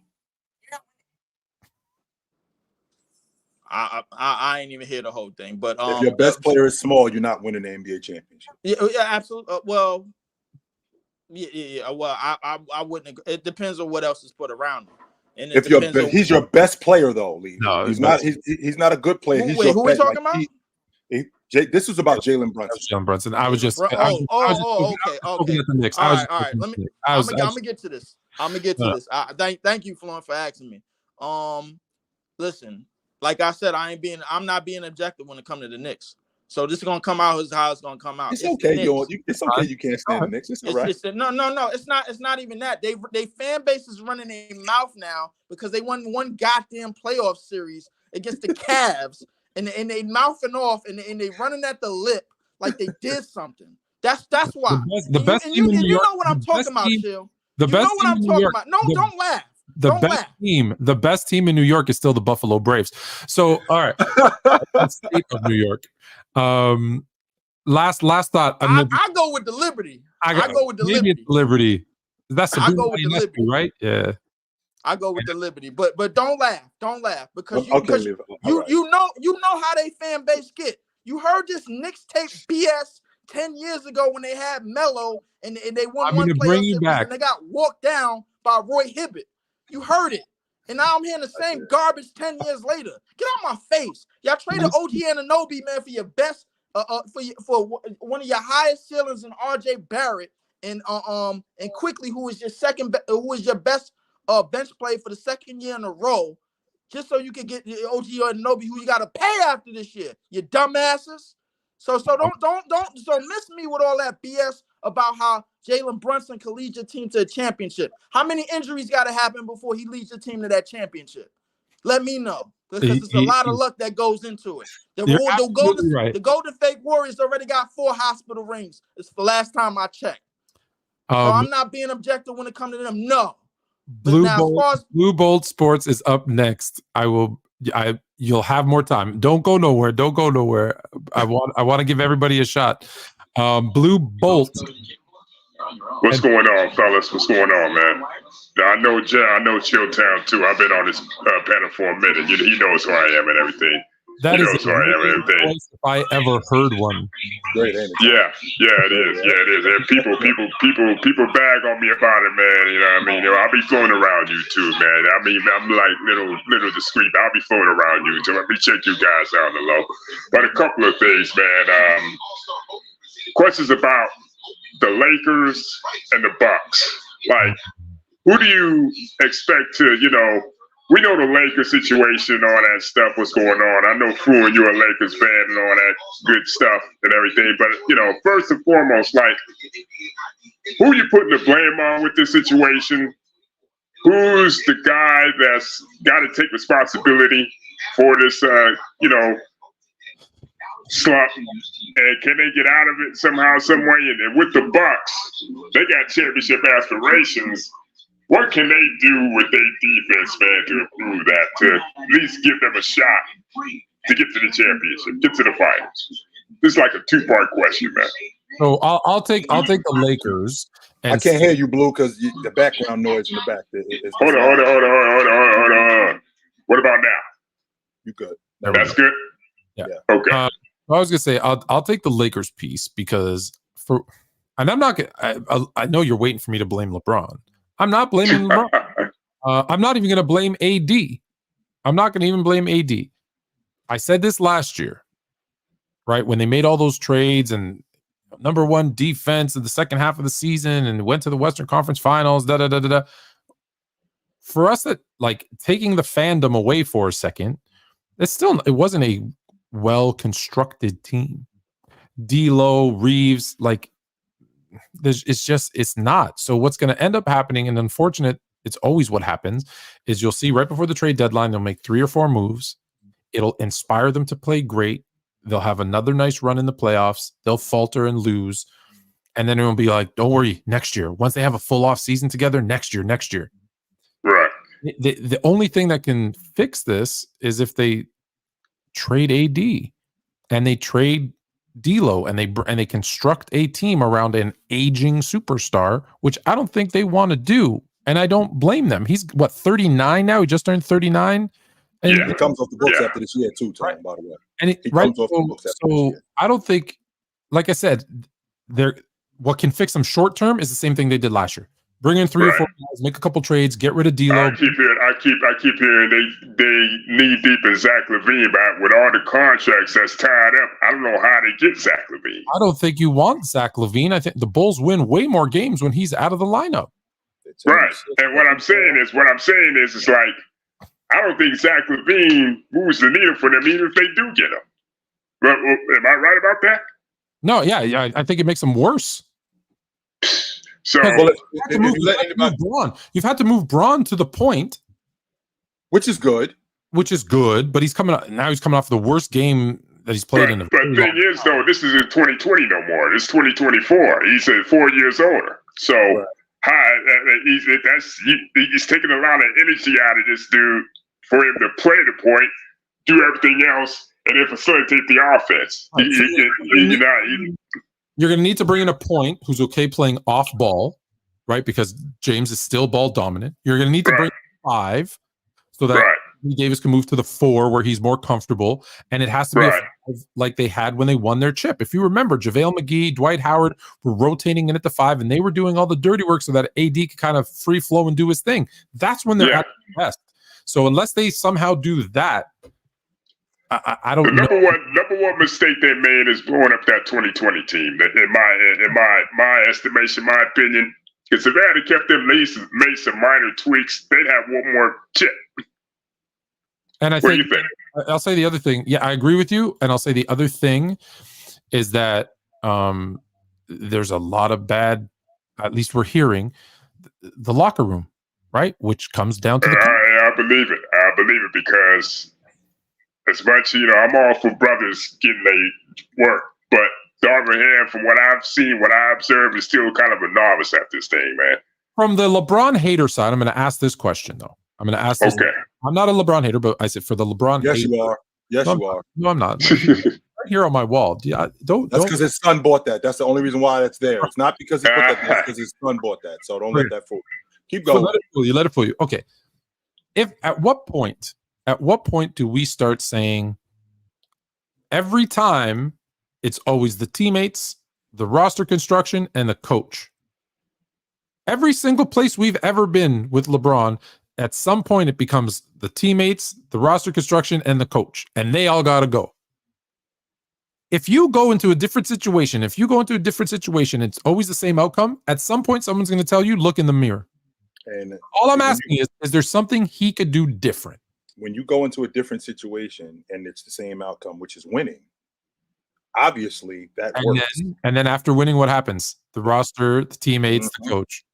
I'm not certain it's that. I just think certain players fit LeBron's certain style because not everybody can play with everybody. You know what I mean? Not everybody is constructed to play with everybody. You know. Right. So that's like, for me, it's kind of an unfair rep that LeBron gets, but at the same time, I don't know if there's some truth to that. But then again, he's won 4 championships. So you can't really say that it's detrimental to the teams he go to. You understand?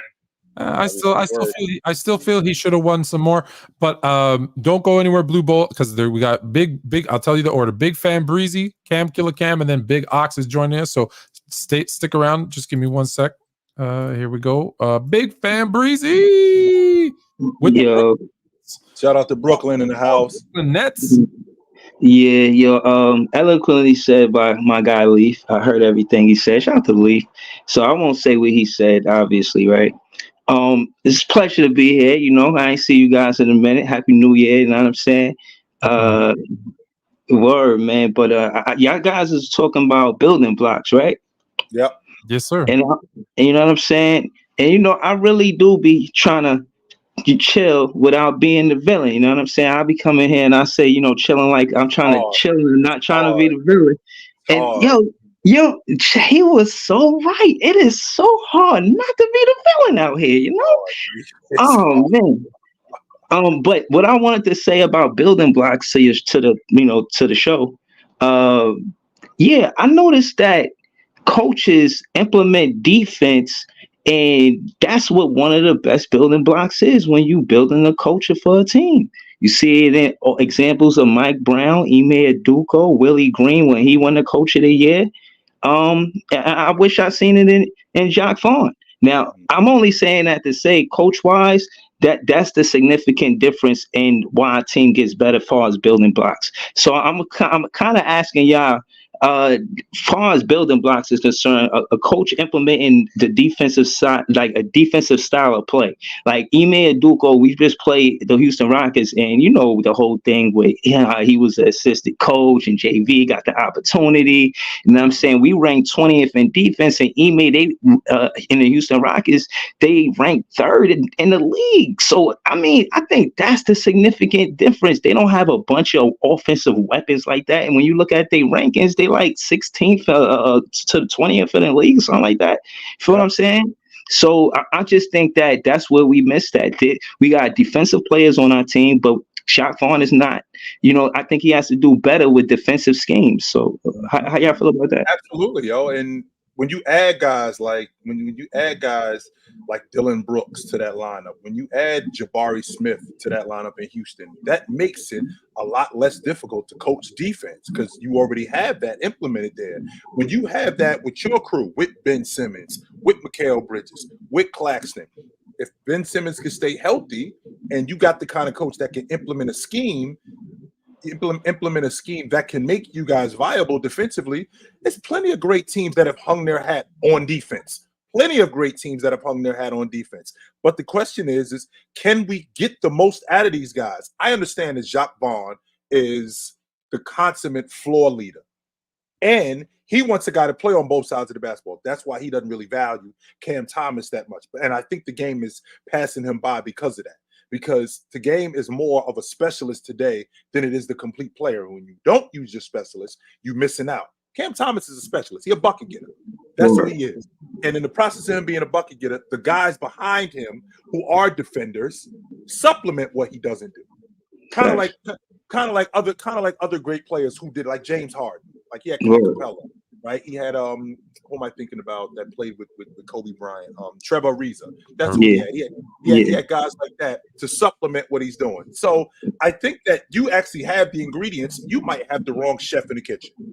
And so I'm gonna stick with that because you asked about defense, and it's something that I keep telling people, and they don't always listen. But I keep telling people the sum of the parts are greater sometimes than the individuals. So they might not have, and in this case they do, but in some cases you see teams that don't have individual great defenders, and you might wonder, well, how are they good defensively?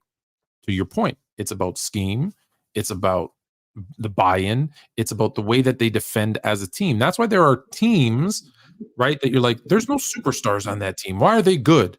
Well, because it's a team, and they play better as a team than any one individual. And that's why I've said to you a million times, Jay, you put superstars on a team, it doesn't we got to I'm sorry. Focus. Hey, little bit, you're screwing up your uncle. Stop. I'm out of focus. I'm working over here with the Mini Fluent and Fluent Jr. in the building. No, she's getting ready. She has, she does competitive dance, and she always got to be practicing. As you were saying, Tom. As I was saying. So it's something that people often forget is that you can take 3 superstars and build a team, and I can take a team, and my team sometimes, more often than not, will beat those 3 superstars. So I think that's, to your point, why I agree with what you're saying about Jacques Vaughn. He doesn't necessarily have to be replaced, but he definitely has to put in a defensive system that they buy into, that they can run, and they will be better. And if they get better defensively as a unit, and maybe this is what the Bucks need too. We didn't answer that question for Blue Bolt, but that might be the answer for the Bucks as well as the Nets. No, they don't have personnel. Well, hey, that's why I said you need to make a trade. I think Beasley and a piece need to go for another perimeter defender. But that's what I'm saying is that there can be a scheme that makes them better. Will it make them elite? I'm not saying that, but they can be better defensively as a unit. With that being said, I'm going to let you down for a second. I'm going to bring in Cam Killer Cam, and then I'm going to bring everybody up just to kind of end things. So give me 1 second here. Big fan. Cam Killer Cam. What up? Building. What's good? What up? You didn't believe we were live? What's up? All right, let me explain that real quick. So please, on YouTube, in your subscription tab, it shows you the YouTube channels that are going live. So I was watching Fluence live, and I didn't see you, OG. I didn't see your account. So I thought this was the only channel you guys were going live on. So when you guys are like answering chats, and I see the super chats pop up, I was confused because I'm like, I'm looking at the chat in Fluence live. I'm not seeing none of these people or none of the comments or being able to super chat. So then I went and like actually searched up your platforms. I got very technical. We're live on 3 different platforms. Yeah, I went and like actually manually searched up Chilltown's YouTube. Then I seen you guys were live over there. So I was like, oh, okay. Yeah. So what's going on? So my first question is, do you guys feel like Brandon Ayuk should have made the Pro Bowl over Puka Nacua? Sorry, say that again. So do you feel like Brandon Ayuk should have made the Pro Bowl over Puka Nacua? I definitely think Brandon Ayuk should have made the Pro Bowl, 100%. No, you're a 49ers fan. I am a 49er fan. That's why. So I'm a front runner when it comes to that. I think. Yes. So are you? Okay, so Yeah. I'm a front runner when it comes to the Niners. I think he should have made the Pro Bowl. Yes, I'll defend the Rams because I think when Cooper Kupp got hurt, everyone was out on the Rams, and they thought that's it, they're done. And he stepped up and played phenomenal. And I think with Ayuk, he's also benefiting. Not that everybody does, but he's also benefiting from having Debo and McCaffrey and some other pieces there that make his life easier. So I think that's why the voters went Puka over Ayuk. So sick of hearing this logic, Cam, that it's a bad thing that I got great players around me. Just because I got great players around me does not mean that I'm going to perform great. We've had teams we saw the Pittsburgh Steelers when they put that bomb squad together. And what happened? It was garbage when they put that bomb squad together in 2011. We've seen that, Tone. You're a number one receiver. Let me just ask you this. If you're the number one receiver on the team, do you get more defensive attention than if you're the number 3? Yes. You got to you dealing with the number one you're dealing with the number one cornerback. When you're the number one, you're dealing with the number one cornerback. So if it's close, and I think we agree it's close, right? You know that Puka goes getting tougher defensive matchups. So when it's close, it goes to the guy that had that. That's all. And this is not knocking anything from Ayuk. I think he's had a great season. And hey, let's see what he does in the playoffs because that's what matters, right? My other question is, me and my friends were talking about this. If the NFL did like 2 expansion teams, what cities do you think? Because my vote, I was saying maybe Portland, and then selfishly, because I live here, I was going to say Sacramento. But we was talking about like it's not really nowhere to put an NFL stadium in Sacramento. We don't need expansion in the NFL. We got plenty of teams in the NFL, plenty, and you do not need a team in Portland because there's already a team in Seattle, so you're straight over there. And you definitely don't need a team in Sacramento because you got a team in San Francisco that's damn good. You know, I will say there's one city I wouldn't mind seeing. I'm not gonna say Toronto, although I would love a team in Toronto. I would love a team in Toronto. I miss having a team. I miss having a team in St. Louis. Yeah, I was going to say that. Does LA need 2 teams? Do they need 2 teams? I don't. Do they have 2? They only got 1. They only got the Chargers. No, the Rams and the Chargers. Yeah, the Rams and the Chargers. No, I think that stadium. Do you know something crazy about that stadium? Do you know that it's leaking water? SoFi. No, I didn't know that. And they have polished concrete as a floor that's leaking where the water's leaking, and if you go walk on it, you'll like slip and break your neck. They've had a bunch of lawsuits already for a brand new multi-billion-dollar facility. Somebody is so fired. There's a difference between being fired, Tony, being so fired. Somebody is so fired. Yeah. But yeah, I think other than St. Louis, I think in fact the NFL probably should contract. There's a couple of teams that shouldn't be in the NFL, but Cam, you don't care about what's going on in Tennessee except for Derrick Henry. You don't care about that crew. You don't.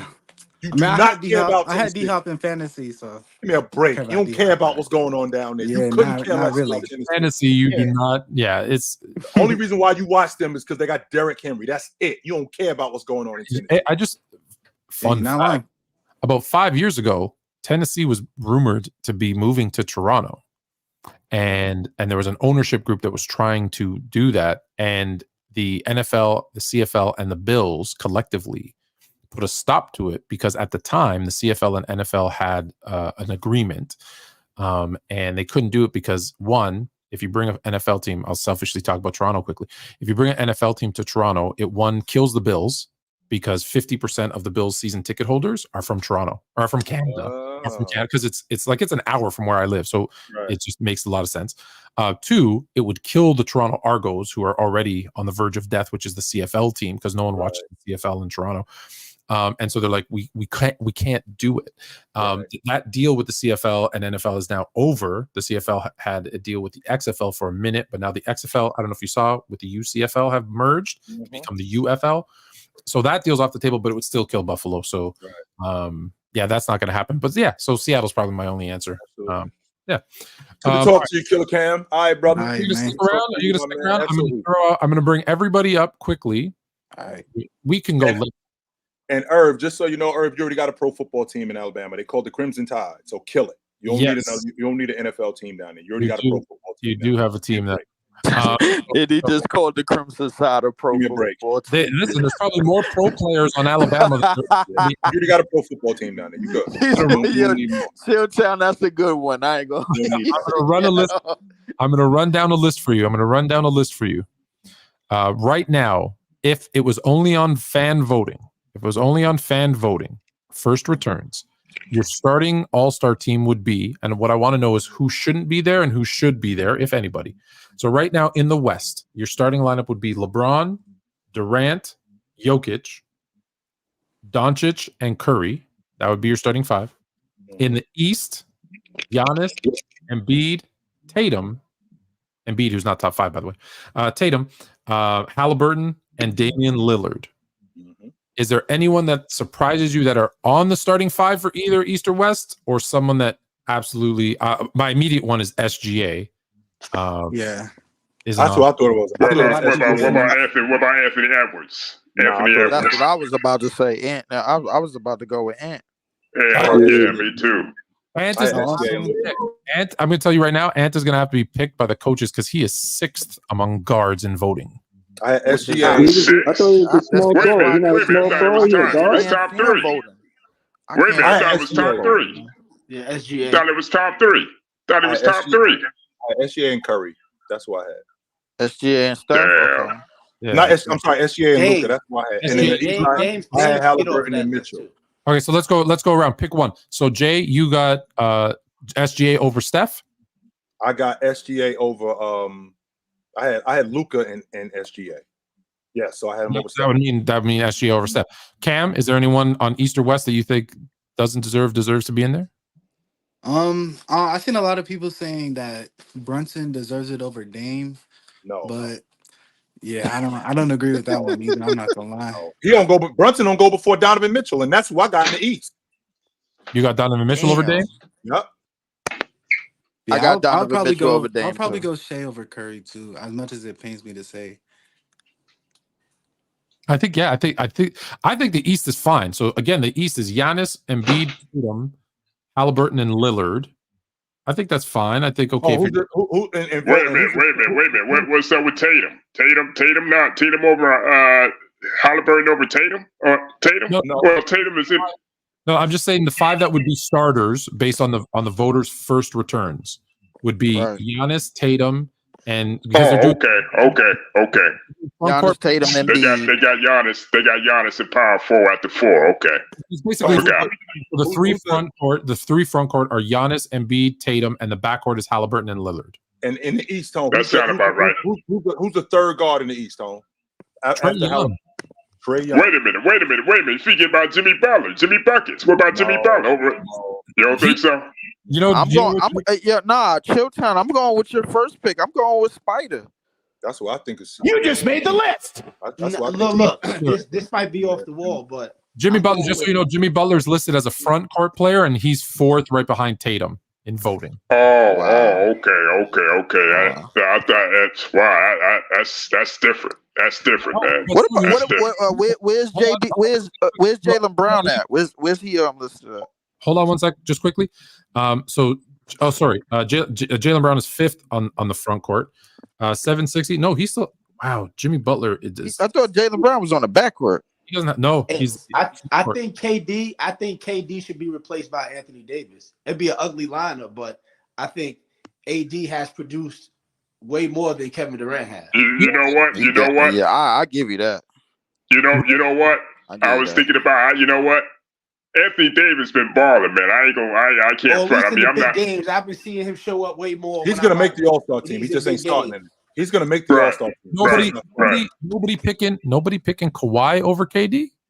Now Kawhi been playing that much. He was off for a minute. Kawhi has played a lot of games. Not enough games. Kawhi has played a lot of games. He's played a lot of games. How many games he missed so far?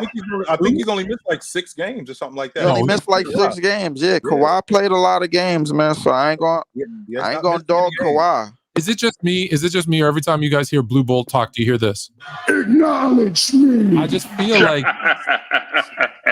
Oh man, I feel like he about to cut a promo on his damn self. I ain't gonna lie to you. He's Leonard's only missed 4 games. That's it. See, there you go. Only 4 games. I didn't think he missed that many. Oh yeah, so all right, yeah, Kawhi with KD then. We doing that. Yeah. KD can get up off there for anybody, really. Yeah, KD's a fraud. Get KD off the crew. Bye, KD. Out. See ya. I ain't even calling him by and that, you know man. what? Listen, You know it's always what? F Kevin Durant on this side, bro. Like, so I didn't say all You that. know what? You know what? You know what? You know why I he's didn't even saying think that, about that, man. My boy, I you didn't know think why about he's that. saying that. Like, you from Brooklyn Nets, dude. right? Brooklyn Nets, right? Brooklyn Nets. And, you know how it is in if Brooklyn. you I know, see. you know, I bro. see Like, it. you Okay. listen, I You know don't how gotta he is. explain He a nothing. Brooklyn dude. So, you know, he ain't a Jersey dude. You know, we get over him quick in Jersey. Yeah. I know what you're talking about. We get over him in Chilltown, Brooklyn. you It's a live in little Florida. different. You get over them because the team It's moved. it's Get out different. of here. It's Stop different. laughing, bro. Like, it ain't funny. Shut your damn mouth. I love this. You got over them because the team moved 10, 12 years ago. That's why. Get out of here. Hey, fellas, it was All great right. to see you dudes tonight, Great to man. see I appreciate everybody. you dudes. All right, man. fellas. Of course, out man. this- All right, Happy y'all. New Salute. Year. Happy New Year. Happy New Year to y'all, man. I will send you Everybody, for something. those All that right, are y'all. still here, for those that are Send you still something here, we later, are chill. back I'm going here. live a little bit later with these trades, man. We are back here. We're back here next week, one more time, and then the week after we are back on That PC. Monday. That So Monday. next Thursday. So next Yes. Thursday we're here, and then that PC. following Okay. Monday. Yo, hold up. Wait. Before I go, I had people on my channel, and I do a good play-by-play with the Nets. They was asking me about what's going on with PC because they see me over there first. I'm like, what the hell? I don't know what's going on. I hadn't That's just some found out. cosmetic stuff that we handling. No, That's all we it's- do. yeah. Yeah. There's just I a was new year. like, man, yo, you gotta ask them brothers, man. No, But, a gentlemen, revamp, a little revamp. I'll let you go, and then I'll just recap it. I'll recap it later. Leaf, appreciate you, All bro. right, Leaf. So Player's Choice will be back on January the 15th. So as far as Fluent and Chill goes, we are here on this channel where you're watching right now next week. And then the following week, everything's back to normal, back on Player's Choice, back kind of, we'll have some new cosmetics. Maybe this one will stick. I kind of like this one. I do too. I kind of like this one. I'm definitely feeling I definitely like the intro and outro. But I kind of like this. So we'll see what comes over with new PC. So we'll be back on PC in 2 weeks. So next week we're right here again. But until then, chill. Drink water. Put on a suit. Don't drink and drive. Hey man, call your mother. Call your mother. Until then, take it light. Take it. Now you're more fluent.